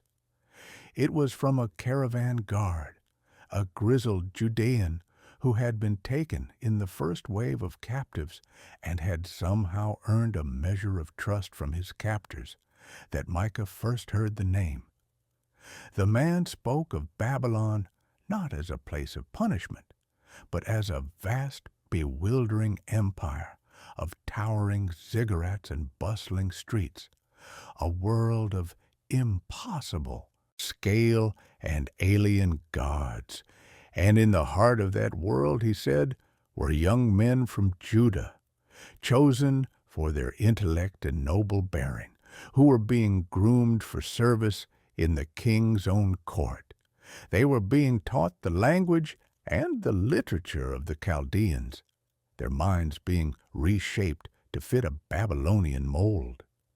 It was a systematic erasure of their identity, a gentle, insidious destruction more profound than any shattered wall. But the guard spoke of one young man in particular, a youth named Daniel, who had arrived in chains but carried himself with a quiet, unassailable dignity. The story, as it was told, was one of immediate and subtle defiance. The king's steward had assigned the young captives a daily portion of the king's rich food and wine, a privilege designed to strengthen their bodies and, more importantly, bind them to the king's table and the gods who had provided it. But Daniel, the guard recounted with a tone of awe, had resolved in his heart that he would not defile himself. He did not stage a public protest or shout his refusal. Instead, he quietly approached the chief of the eunuchs, a man whose life depended on the health and appearance of his charges, and proposed a test. For 10 days, he and his friends would consume only vegetables and water. At the end of that time, their appearance could be compared to the others who ate the royal fare. The guard described the steward's reluctant agreement, born more of fear than faith, and the tense week and a half that followed. To the astonishment of all, at the end of the 10 days, the faces of Daniel and his friends were healthier and better nourished than all the youths who ate the king's food. It was a small victory, a quiet miracle of sustenance, but its implications were vast. It was a declaration that their strength did not come from the bounty of a foreign king or the favor of his gods, but from their own unseen God. They had drawn a line in the sand of their souls, and God had honored it, proving himself faithful in the most intimate of ways, in the simple daily act of eating. For Micah, huddled in the relative's dim hut and listening to this tale, the story of Daniel was a spark in the overwhelming gloom. It was a different kind of prophecy, not one thundered from street corners, but one lived out in the choices of a single meal. It was of faith that did not confront empires with fire, but outlasted them with quiet consistency. Jeremiah's faith had been a loud public cry that ended in the city's ruin. Daniel's was a silent private resolve that was just beginning in a land of exile. As Micah stared into the embers of the fire, he saw in Daniel's story a new path, a way to remain faithful even when the temple was in ashes and the chains of captivity were being forged. The God of Elijah's fire and Jeremiah's tears was also the God of Daniel's vegetables, a God who sustained his people not only in dramatic confrontations, but in the quiet daily decisions to remain undefiled in a world that was not their home. Chapter 15. Daniel's Test. The air in the royal court of Babylon was thick with the scent of foreign spices and the low murmur of a language not their own.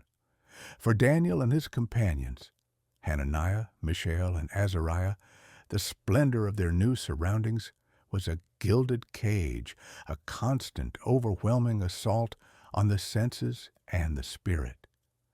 They had been chosen for their intellect and noble bearing, plucked from the ashes of Jerusalem to be reshaped into servants of the empire that had destroyed their home. Their Hebrew names, which spoke of the God of their fathers, were stripped away, replaced by new identities that invoked the names of Babylonian deities. They were given fine robes, soft beds, and an education in the literature and tongue of the Chaldeans, a systematic immersion designed to erase the memory of Zion from their hearts. But the most potent tool of this assimilation was the king's table. Each day, a portion of food from the royal kitchens was set before them, rich, fatty meats from animals sacrificed to idols, wines poured out as libations to gods of stone and metal. It was more than sustenance. It was a sacrament of loyalty, a daily invitation to partake of the king's bounty and, by extension, the favor of his gods. To eat was to accept their new identity, to allow the essence of Babylon to become their own. Daniel watched the other youths, their eyes wide with a mixture of fear and ambition, eagerly consuming the rich fare, their bodies strengthening even as their spirits were quietly conquered. A resolve, cold and hard as forged iron, settled within him. He would not defile himself. The memory of Jerusalem's broken walls was a fresh wound, and the laws of his God, learned at his mother's knee, were the only compass he had left in this alien world. This was not a grand public stand he was planning. It was a quiet, internal rebellion, a line drawn not in the sand of a courtyard, but in the secret places of his own soul. He knew a direct refusal would be seen as insolence, an offense punishable by death. The chief of the eunuchs, Ashpenaz, was a kind man, but his own head was on the line. The health and appearance of his charges were a direct reflection of his competence. So Daniel chose a path of quiet wisdom and profound faith. He approached Ashpenaz not with a demand, but with a request, his demeanor respectful but unwavering. He proposed a test, a simple 10-day trial. He and his 3 friends would consume nothing but vegetables and water, simple, plain food that carried no taint of idolatry. At the end of the 10 days, Ashpenaz could compare their appearance to that of the youths who ate the king's food. The request was a gamble. placing their physical well-being entirely in the hands of the God they trusted. Daniel's calm certainty was a quiet force that gave Ashpenaz pause. Fear for his own life warred with a strange curiosity, and finally, reluctantly, he agreed. For 10 days, while the other youths feasted on spiced meats and sweet wines, Daniel and his companions ate their simple fare. Their meals were a silent prayer, each bite of lentil and sip of water an act of defiance and trust. They could feel the curious and sometimes pitying glances of the others. In a place where power and privilege were measured by proximity to the king's favor, their voluntary abstinence seemed like madness. But they held fast, their fellowship a small fortress of shared faith in the midst of the overwhelming Babylonian court. When the 10 days ended, Ashpenaz summoned them, his face a mask of nervous apprehension. He examined them carefully, his eyes scanning their faces, their skin, the clearness of their eyes. Then he looked at the other youths who had enjoyed the king's rich diet. The result was undeniable, a quiet miracle that defied all logic and expectation. The faces of Daniel, Hananiah, Mishael, and Azariah were healthier and better nourished. Their flesh was firmer, their countenances brighter. The simple sustenance of vegetables and water, blessed by their faithful God, had proven more effective than the richest fare from the royal table. It was a victory won not with swords or speeches, but with a steadfast heart and a plate of humble food, a testament that true strength flowed not from the favor of kings, but from obedience to the whisper of a higher authority. The summons to the throne room came not as an invitation, but as a command that vibrated with the king's own frantic energy. Nebuchadnezzar, the architect of empires, the man who had reduced nations to dust, was now a prisoner of his own mind, tormented by a dream that slipped through his fingers like smoke. His wise men, the astrologers and enchanters who filled his court with their murmured incantations, had proven useless. Their failure to recount the dream itself, let alone interpret it, had exposed the limits of their borrowed power, and the king's wrath had fallen upon them like a hammer, decreeing death for all the wise men of Babylon. The shadow of that edict now fell upon Daniel and his friends, their foreign status making them just as expendable as the rest. But where the king's magicians saw only their own impending doom, Daniel saw the hand of his God. He did not panic or plead. With a calm that seemed to still the very air around him, he requested time from the king's captain, a bold ask from a condemned man. Retreating to his quarters with Hananiah, Mishael, and Azariah, he urged them to plead for mercy from the God of heaven concerning this mystery. Their prayers rose in the night, a silent, desperate counterpoint to the fear gripping the city.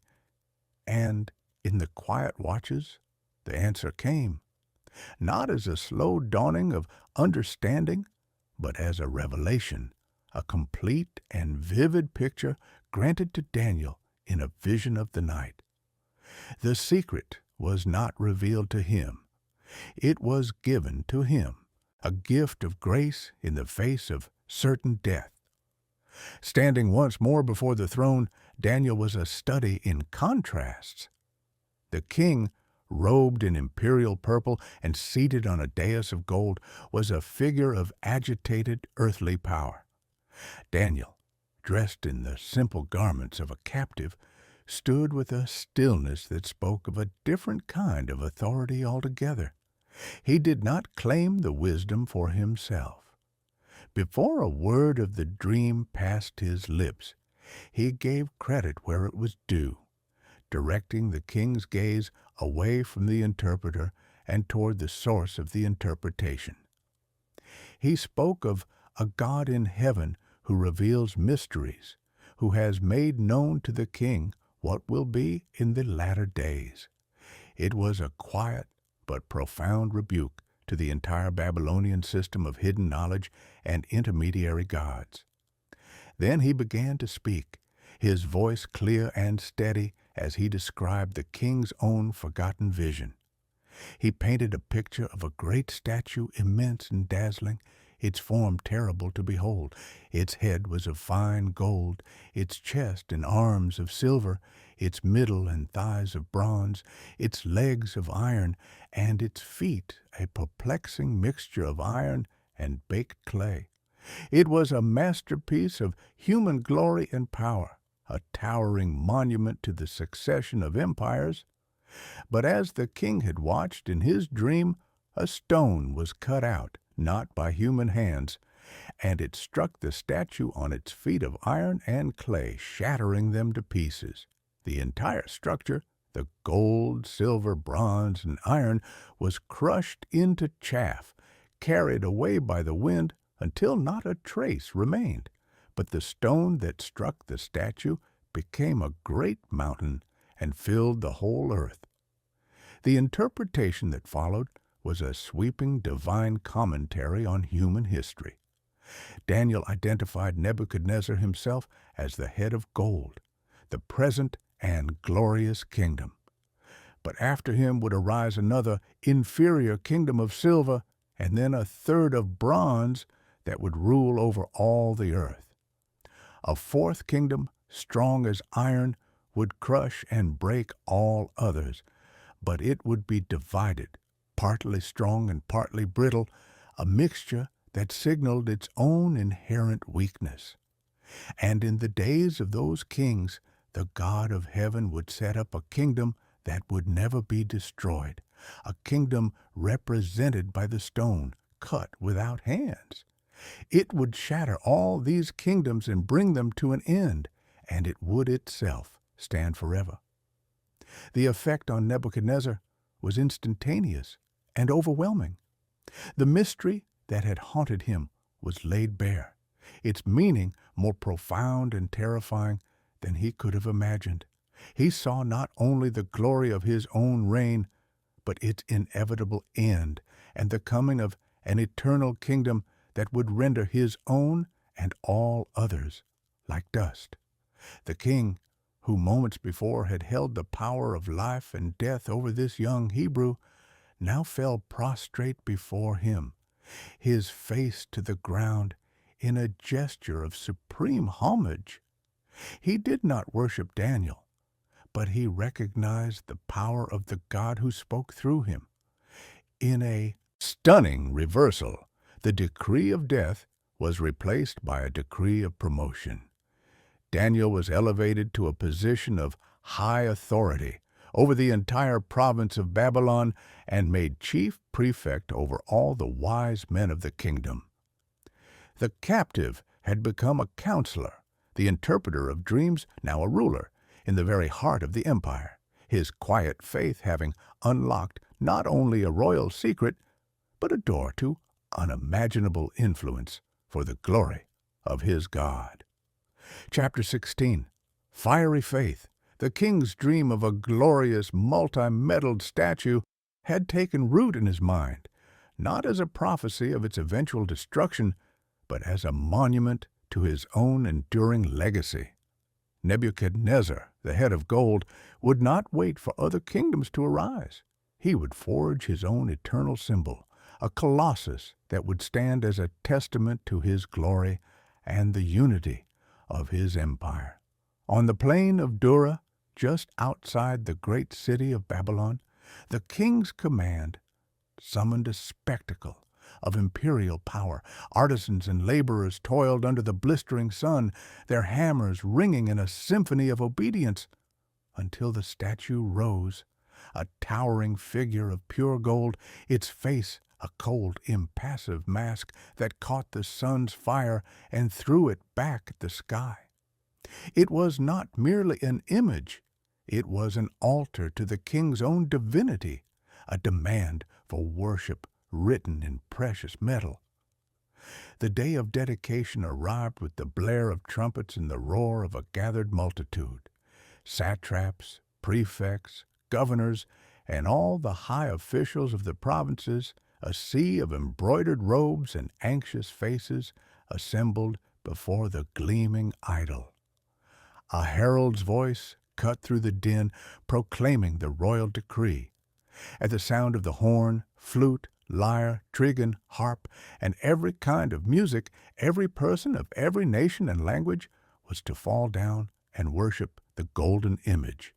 The penalty for refusal was as absolute as the command itself: immediate execution in a blazing furnace. The music began, a complex, swirling cascade of sound, and as one body, the vast assembly bowed, their foreheads pressing into the dust of the plain, a wave of submission rolling out from the foot of the statue.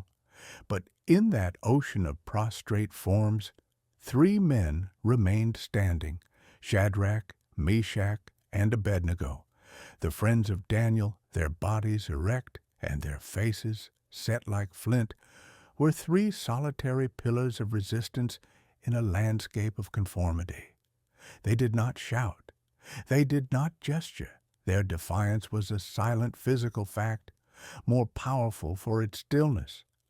The king's own officials, their eyes sharp with envy and suspicion, did not miss it. Chaldeans, seething at the influence of these foreign captives, hurried to the king with accusations laced with venomous glee. They named the 3 Jews, men whom the king himself had promoted, and laid their crime before the throne. They did not serve the king's gods or worship the golden image. Nebuchadnezzar's rage was a storm contained within the silks and jewels of his royal person. He had spared the wise men for Daniel's sake, had elevated these very youths to positions of honor, and this was their gratitude, this public insult. He summoned them, his voice trembling with a fury that made the courtiers shrink back. He gave them one final chance, a condescending offer to prove their loyalty when the music sounded again. But his words were met with a calm that was more terrifying than any defiance. They had no need to defend themselves, they said.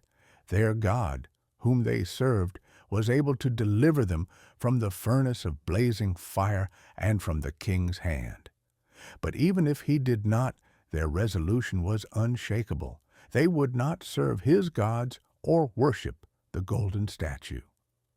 The king's face contorted with an incandescent fury that eclipsed all reason. He ordered the furnace heated 7 times hotter than usual, a conflagration so intense that the soldiers who bound the 3 men and threw them into the roaring mouth of the oven were themselves consumed by the leaping flames, their bodies turning to ash in an instant. Shadrach, Meshach, and Abednego, bound in their full cloaks and trousers, fell into the heart of the inferno, and the king, from a safe distance, watched, expecting to see their forms vanish into the raging orange and black. What he saw instead stole the breath from his lungs and turned his rage to stupefied terror. He leaped to his feet, his eyes wide with disbelief. He turned to his counselors, his voice a shaken whisper. Had they not thrown 3 men bound into the fire? They assured him they had. Then why, the king stammered, did he see 4 men walking unharmed in the middle of the fire, unbound and completely free? And the form of the 4th, he whispered, was like a son of the gods. The fire had no power over them, their hair was not singed, their cloaks were not harmed, and not even the smell of smoke clung to them. They walked amidst the flames as if strolling in a garden, accompanied by a divine presence that made the might of Babylon seem like a child's toy.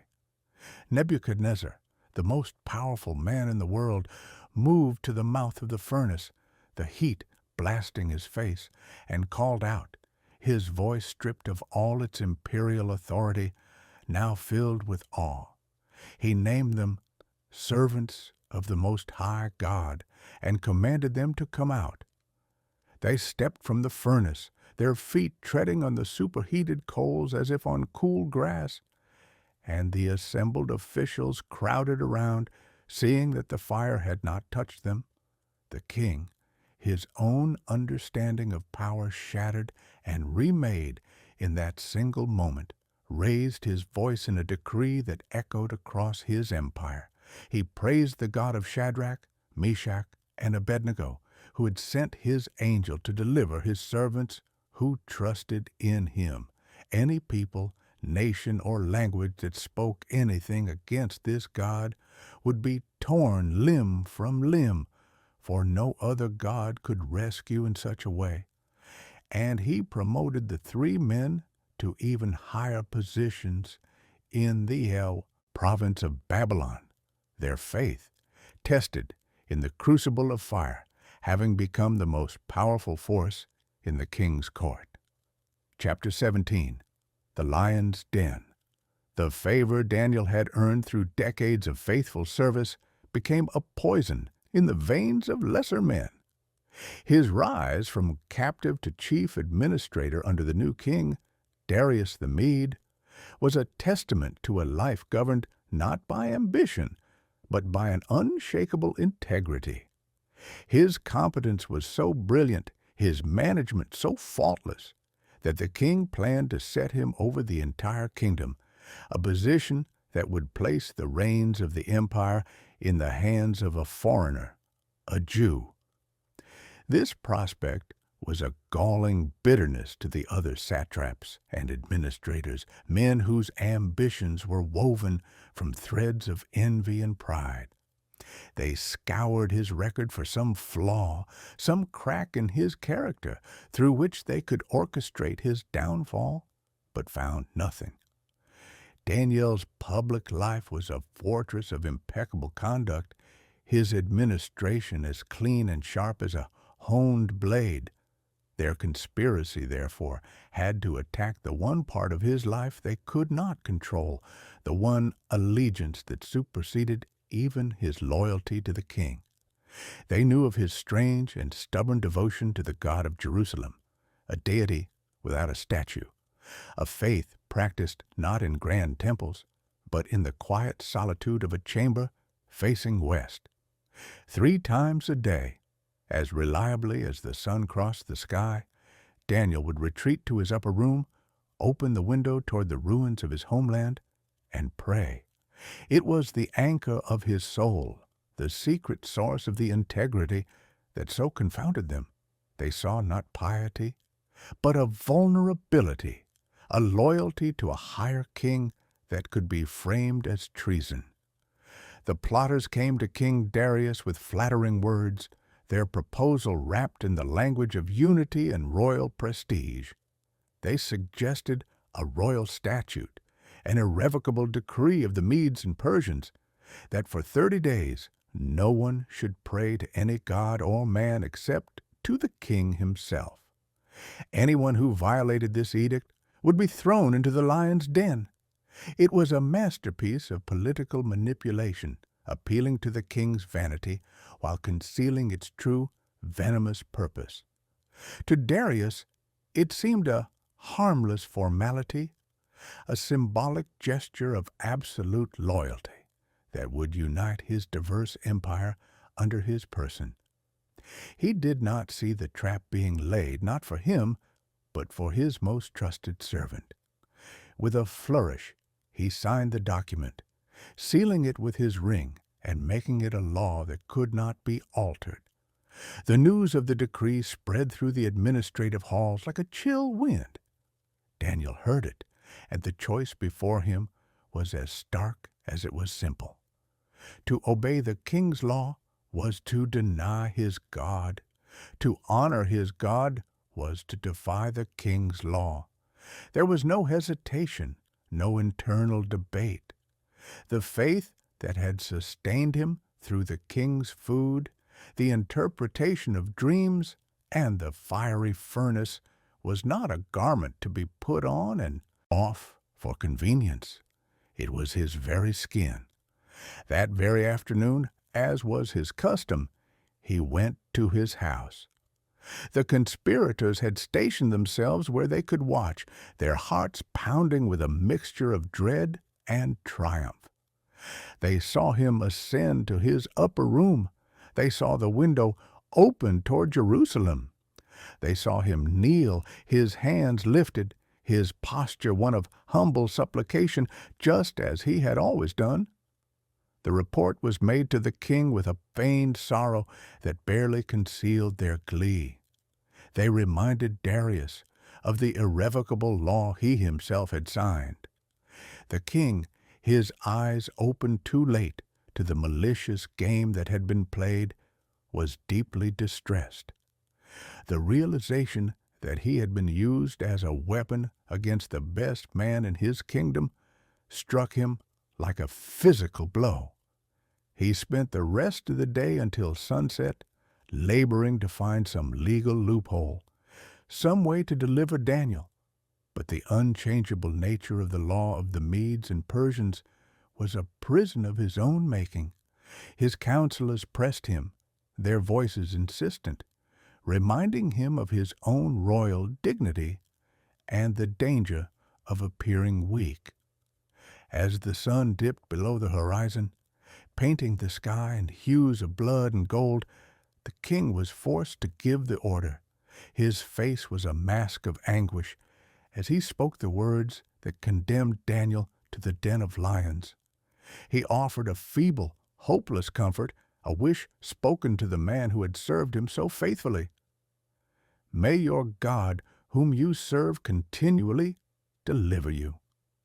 The words were a whisper of desperate faith from a king who served gods of stone. The stone was rolled over the mouth of the pit, sealing Daniel in the darkness with the hungry beasts, and the king himself set his seal upon it, a final, terrible act that made the tomb secure. He returned to his palace and spent the night fasting, his luxurious chambers feeling like a tomb of their own, no music or entertainment able to drown out the roaring silence from the den and the image of his faithful servant being torn limb from limb.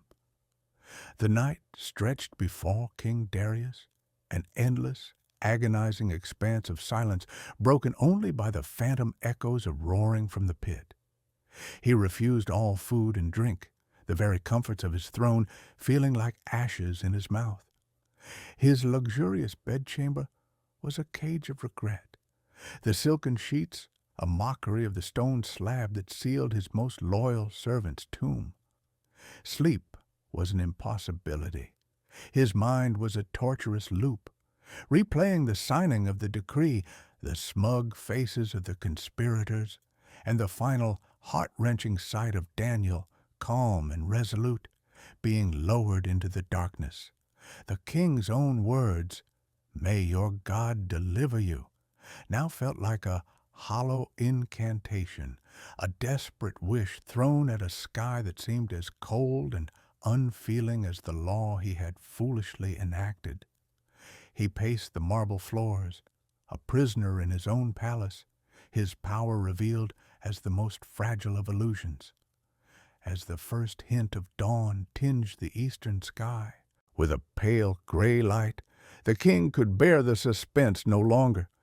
He rose from his fitful rest and hurried through the still sleeping corridors of the palace, his heart a frantic drum against his ribs. His attendants, alarmed by his haggard appearance, followed at a distance. He moved with a singular, desperate purpose, his royal robes flowing behind him like a ghost in the pre-dawn gloom, straight toward the lion's den. The great stone, still sealed with his own insignia, looked like a monument to his own folly. With a voice cracked with fear and hope, he called out, his cry echoing across the silent courtyard, "Daniel, servant of the living God, has your God, whom you serve continually, been able to deliver you from the lions?" The silence that followed was profound, a breathless void into which the king's last shred of hope threatened to dissolve. Then, from the depths of the pit, a voice, clear and steady, rose to meet the dawn. "O king, live forever." The words were not a cry of pain or a whisper of weakness, but a declaration of life from a place of certain death. "My God sent his angel and shut the lions' mouths, and they have not harmed me, because I was found blameless before him, and also before you, O king. I have done no harm." A sob of pure, unadulterated relief tore from the king's throat. He shouted for his guards, his orders tumbling out in a joyous, frantic stream. They rushed to roll the heavy stone away from the mouth of the den, the grinding sound a symphony of deliverance. And there, standing unharmed in the dim light, was Daniel. His clothes were not torn, his skin was unmarked, his face was peaceful, as if he had spent the night in quiet contemplation rather than in a pit of starving predators. The lions, great tawny beasts that should have been pacing or sleeping off their grisly feast, lay around him like tame house cats, their massive heads resting on their paws, their mouths closed as if by an invisible hand. The air, which should have reeked of blood and decay, carried only the clean, cool scent of the morning. The king commanded that Daniel be lifted from the pit, and as his feet touched the solid ground, a fierce, righteous anger ignited in Darius's heart. He turned his gaze from the delivered to the deliverers of the condemnation. He gave a sharp order, and his guards seized the men who had accused Daniel, the very architects of the malicious plot. With a justice as swift and terrible as the law they had manipulated, the king commanded that they, along with their wives and children, be cast into the same den of lions. There was no angel for them. The moment they reached the bottom of the pit, the beasts, their divinely imposed restraint lifted, surged upon them with a ferocious hunger, crushing all their bones before their bodies even hit the ground. Then King Darius, his spirit humbled and his understanding of power forever altered, sent out a new decree to every people, nation, and language that dwelled in all the earth. It was a proclamation born not of political expediency, but of genuine, awestruck conviction. He wrote of the signs and wonders performed by the God of Daniel, whose kingdom is an everlasting kingdom, and whose dominion endures from generation to generation. He commanded that in all the dominion of his kingdom, people were to tremble and fear before the God of Daniel, for he is the living God, enduring forever. His kingdom shall never be destroyed, and his dominion has no end. He delivers and rescues. He works signs and wonders in heaven and on earth. And Daniel prospered during the reign of Darius, his faith tested in the darkness of a den, having become a beacon that illuminated the heart of an empire and turned a king's edict of death into a hymn of praise to the God who shuts the mouths of lions. Chapter 18. Micah's return home. The road home was a path through a world unmade and remade, a journey through memory and ash. For Micah, the return to his village was not a simple retracing of steps, but a pilgrimage through the ghost of his former life. The Judean hills, once a tapestry of green pasture and golden barley, now bore the scars of the Babylonian passage, blackened fields, skeletal remains of olive groves, and a silence that was heavier than any noise. He walked alone, a young man whose eyes had seen the fall of a kingdom and whose heart carried the weight of stories too large for his small frame. The eager, dreaming shepherd boy who had set out for Jerusalem was gone, replaced by a quieter, older soul. His innocence burned away in the crucible of a fallen city and the fiery faith of exiles. When the familiar outline of his village finally appeared on the horizon, nestled in its protective fold of hills, a complex ache bloomed in his chest. The sight was both a balm and a wound. The walls were still standing. The sheepfolds still dotted the slopes, but a pall of grief hung over the cluster of stone houses, a shared sorrow for sons and fathers who would not return from the exile, for a world that had been irrevocably broken. As he walked through the outer fields, he saw faces he recognized, but they were thinner, etched with a new and permanent weariness. They looked up from their stunted crops, their eyes registering his return with a flicker of surprise, then settling back into the dull sheen of survival. His own family's welcome was a torrent of tearful embraces and trembling hands. His mother clung to him as if he were a ghost, her sobs muffled against his travel-stained tunic. His father gripped his shoulders, his eyes searching his son's face, finding the man where the boy had been. They had feared him lost to the sword or the long road to Babylon, and his return felt like a small, defiant miracle in a time of overwhelming loss. That first evening, sitting on the familiar packed earth floor of their home, the air thick with the scent of stew and wood smoke, felt both profoundly right and strangely alien. The safety of the hearth was a blessing, but it could not erase the images burned into his mind. The smoke of the temple, the chains of the captives, the solitary grief of Jeremiah. He did not speak much that night, letting the warmth and the simple fact of his presence be his first offering. But the stories within him were a pressure that needed release. In the days that followed, as he resumed the shepherd's rhythm, the villagers, his neighbors, and kin began to seek him out. They came in the cool of the evening, gathering outside his family's home, their faces expectant in the firelight. They had heard rumors and fragments of the cataclysm, but they needed the whole tapestry, woven by one of their own. They asked about Jerusalem, about the siege, about the terrible end. And so Micah began to teach.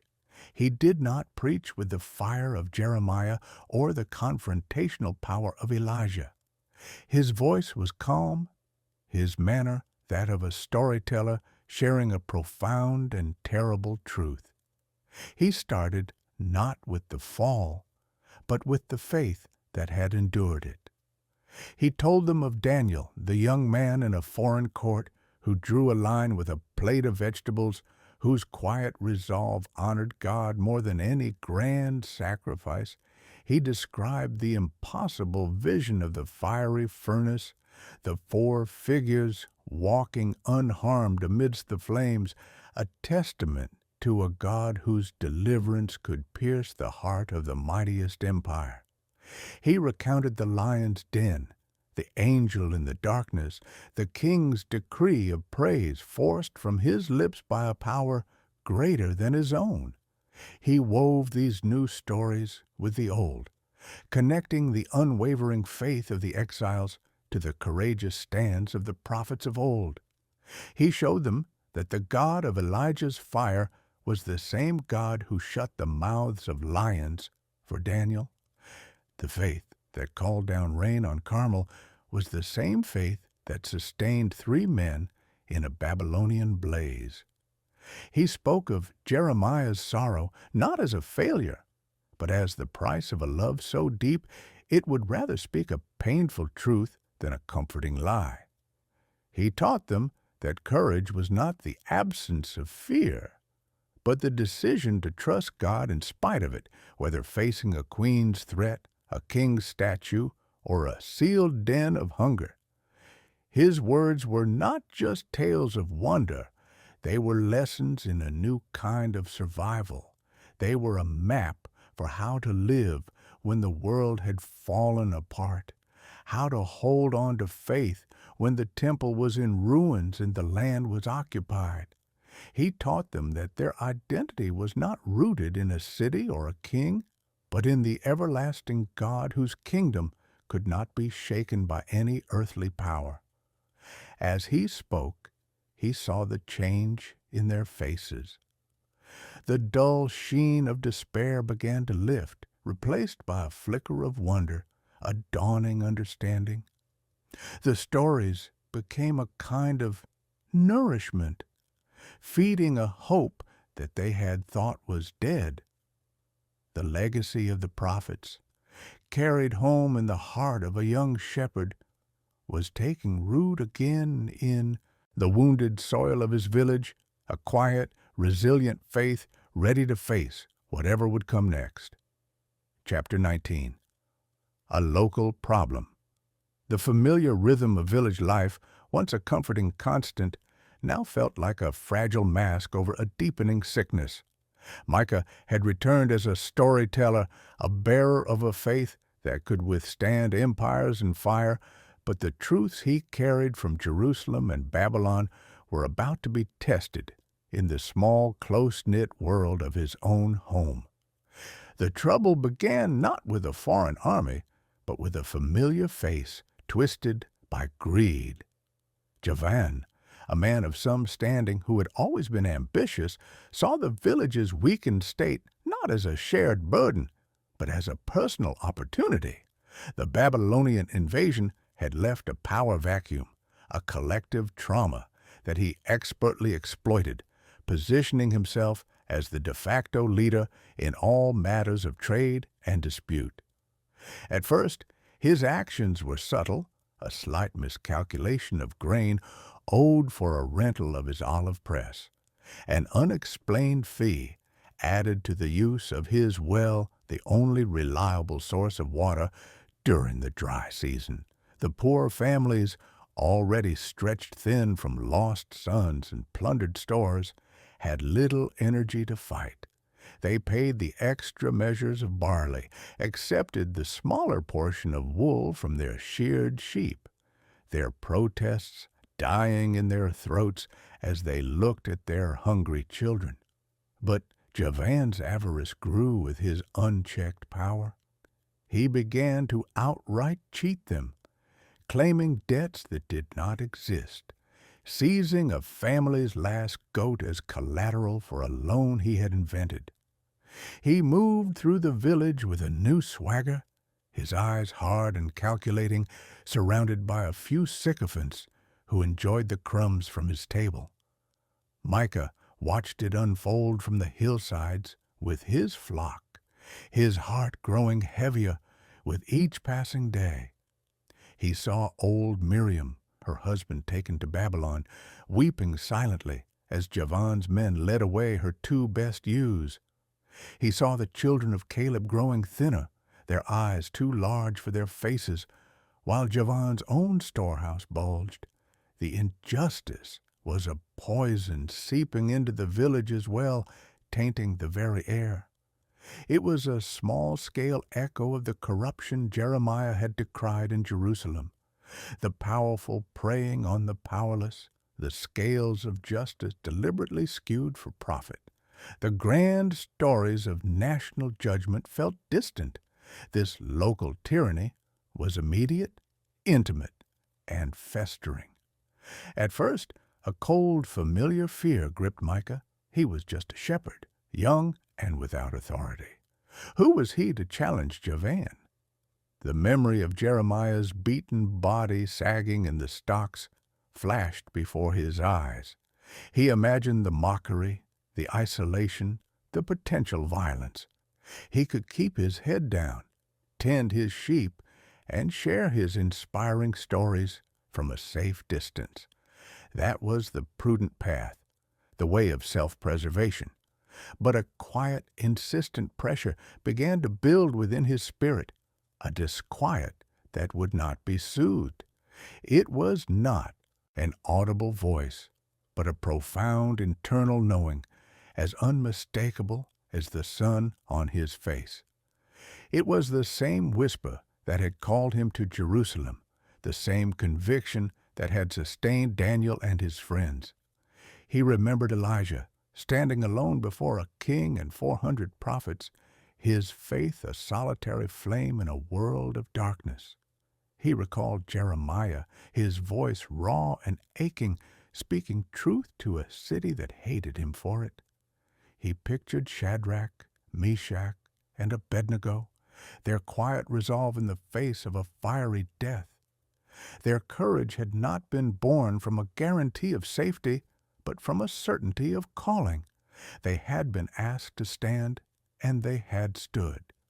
Now, in his own small sphere with his own people, Micah felt the same divine nudge.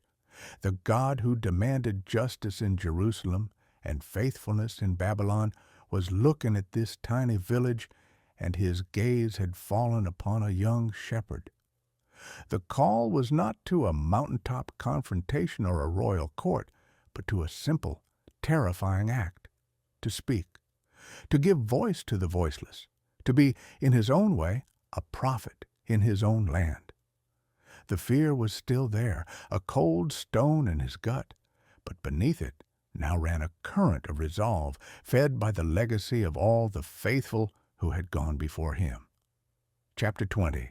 Micah's Stand. The air in the village square was thick with the dust of complacency and the unspoken fear of a man grown too powerful. Javan stood at its center, not on a raised platform, but on the invisible pedestal of his own unchecked authority. His voice, a low, confident rumble as he addressed a small crowd about the distribution of the meager harvest. His words were smooth, polished stones meant to skip over the surface of their anxieties. But Micah, watching from the edge of the gathering, could see the lies woven through them like rot through wood. He saw the way Javan's eyes flickered toward the families he had cheated, a silent warning in their glance. This was the moment. The whisper that had been a steady pressure in his spirit for days now became a clear, undeniable command. The stories of the prophets were no longer tales to be told by a fire. They were a charge to be lived in the harsh light of day. His heart hammered against his ribs, a frantic bird trapped in the cage of his chest. His palms were slick with sweat, and the familiar taste of fear, metallic and cold, coated his tongue. He was just a shepherd. He had no weapon, no title, no army at his back. He had only the truth and the terrifying, magnificent examples of the men whose stories he carried. Taking a breath that felt like drawing shards of glass into his lungs, he stepped forward. The small movement was enough to draw every eye. The murmuring ceased. Javan's speech faltered, his brow furrowing in annoyance at the interruption. Micah's voice, when it came, did not boom like Elijah's or weep like Jeremiah's. It was thin, strained with the effort of overcoming his own terror, but it was clear, and it cut through the stillness. He did not shout accusations or call down fire. He simply looked at Javan and spoke a warning, his words directed at the leader, but meant for the whole village to hear. He spoke of the poor and the cheated, of the widows and the fatherless, their plight no longer an abstract hardship, but a specific crime laid at Javan's feet. He warned that such injustice was a poison in the community's well, and that trouble, divine and tangible, would surely follow. He spoke not of Babylonian armies, but of a rot from within, a crumbling of the foundations that held them together. For a moment, there was only stunned silence. Then Javan threw back his head and laughed, a loud, harsh sound that held no joy, only contempt. It was a signal. The sycophants around him joined in, their laughter a brittle, mocking chorus.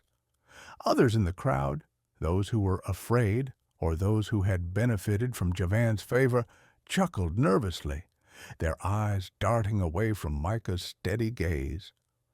The sound washed over him, a wave of ridicule meant to shame him into silence, to push him back to the hills where a shepherd belonged. He felt his face grow hot, the urge to retreat a physical pull on his muscles, but he did not move.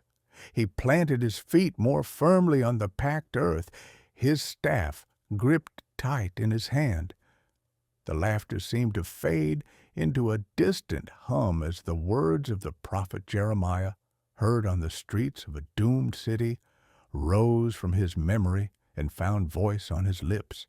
His voice grew stronger, losing its tremor, filled with the borrowed authority of a greater prophet. "Thus says the Lord," he declared, the ancient formula silencing the last of the snickers. "Act with justice and righteousness. Deliver from the hand of the oppressor him who has been robbed. And do no wrong or violence to the alien, the fatherless, and the widow, nor shed innocent blood in this place." The quoting of Scripture, the invocation of the divine, changed the atmosphere in the square. This was no longer just a young man's complaint. It was a challenge framed in the language of covenant and law. Javan's laughter died, his face hardening into a mask of cold fury. The villagers stared, some with dawning unease, others with scorn, but all recognizing that a line had been drawn. Micah stood alone in the center of their collective gaze, exposed and vulnerable, yet utterly immovable. He had no plan, no next move. He had simply obeyed the whisper. He had stood. And in that solitary, defiant act, the legacy of every prophet he had ever admired, from Elijah to Jeremiah to Daniel, burned brightly in the heart of a shepherd, a small, steady flame refusing to be extinguished by the wind of mockery. Chapter 21, A Change of Heart. The laughter and scorn that had greeted Micah's stand did not dissipate with the setting sun. They hung over the village like a bitter fog, solidifying Javan's resolve and deepening the chasm between him and the young shepherd who dared to challenge him. For days, the atmosphere was thick with tension. Javan conducted his business with an even more brazen arrogance, his every action a deliberate flaunting of his power, a silent rebuttal to Micah's warning.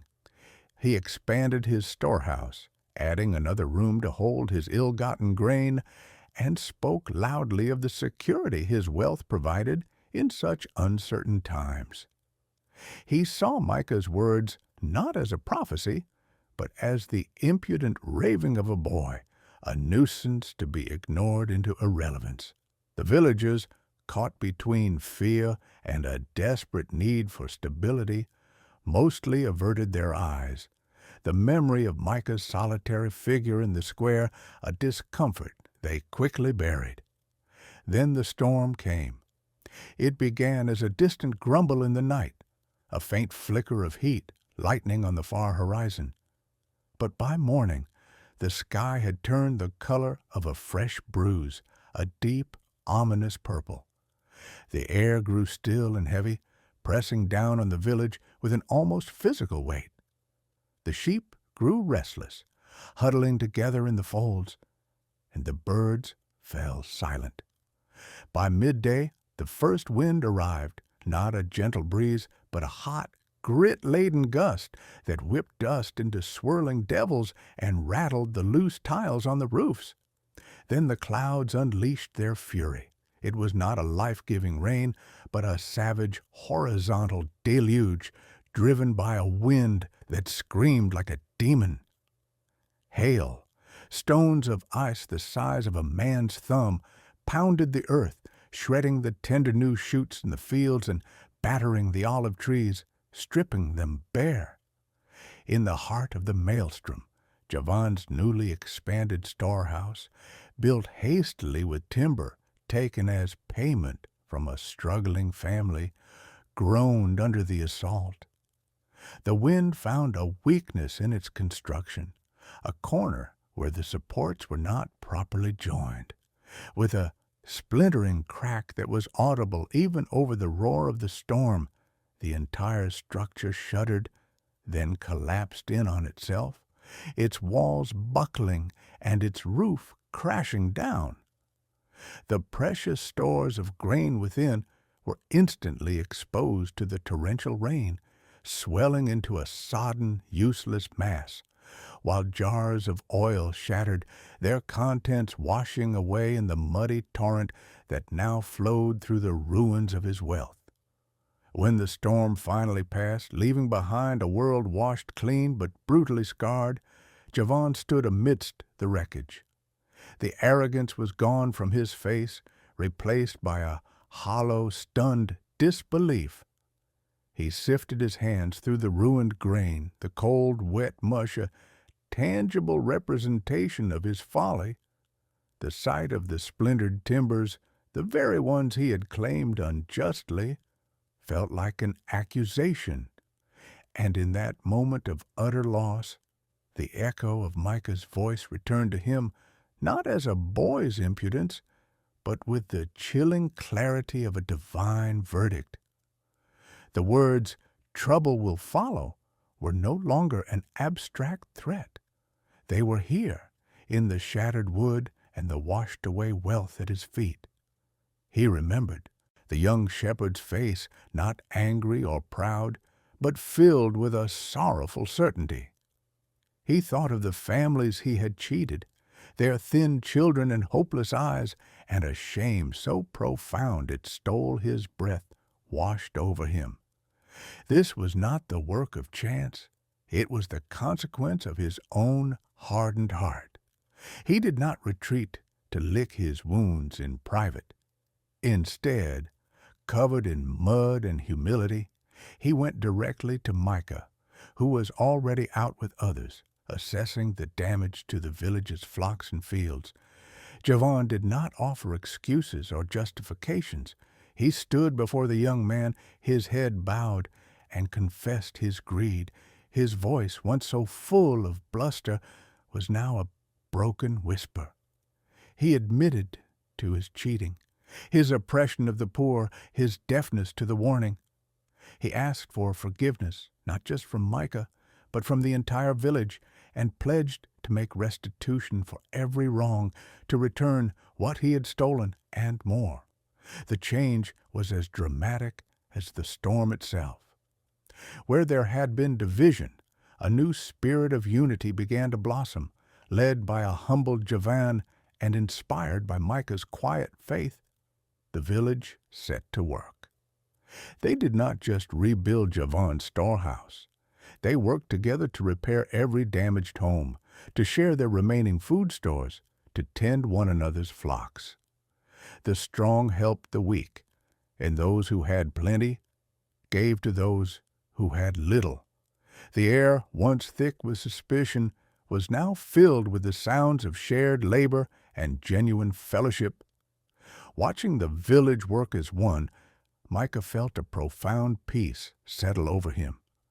He looked at Javan, not as a defeated enemy, but as a restored brother, hauling stones with calloused hands to rebuild a widow's collapsed wall.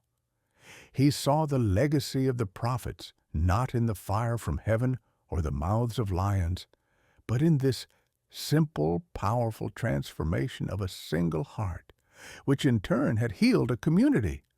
The whisper he had followed had not led him to a throne room or a mountaintop, but here, to this moment.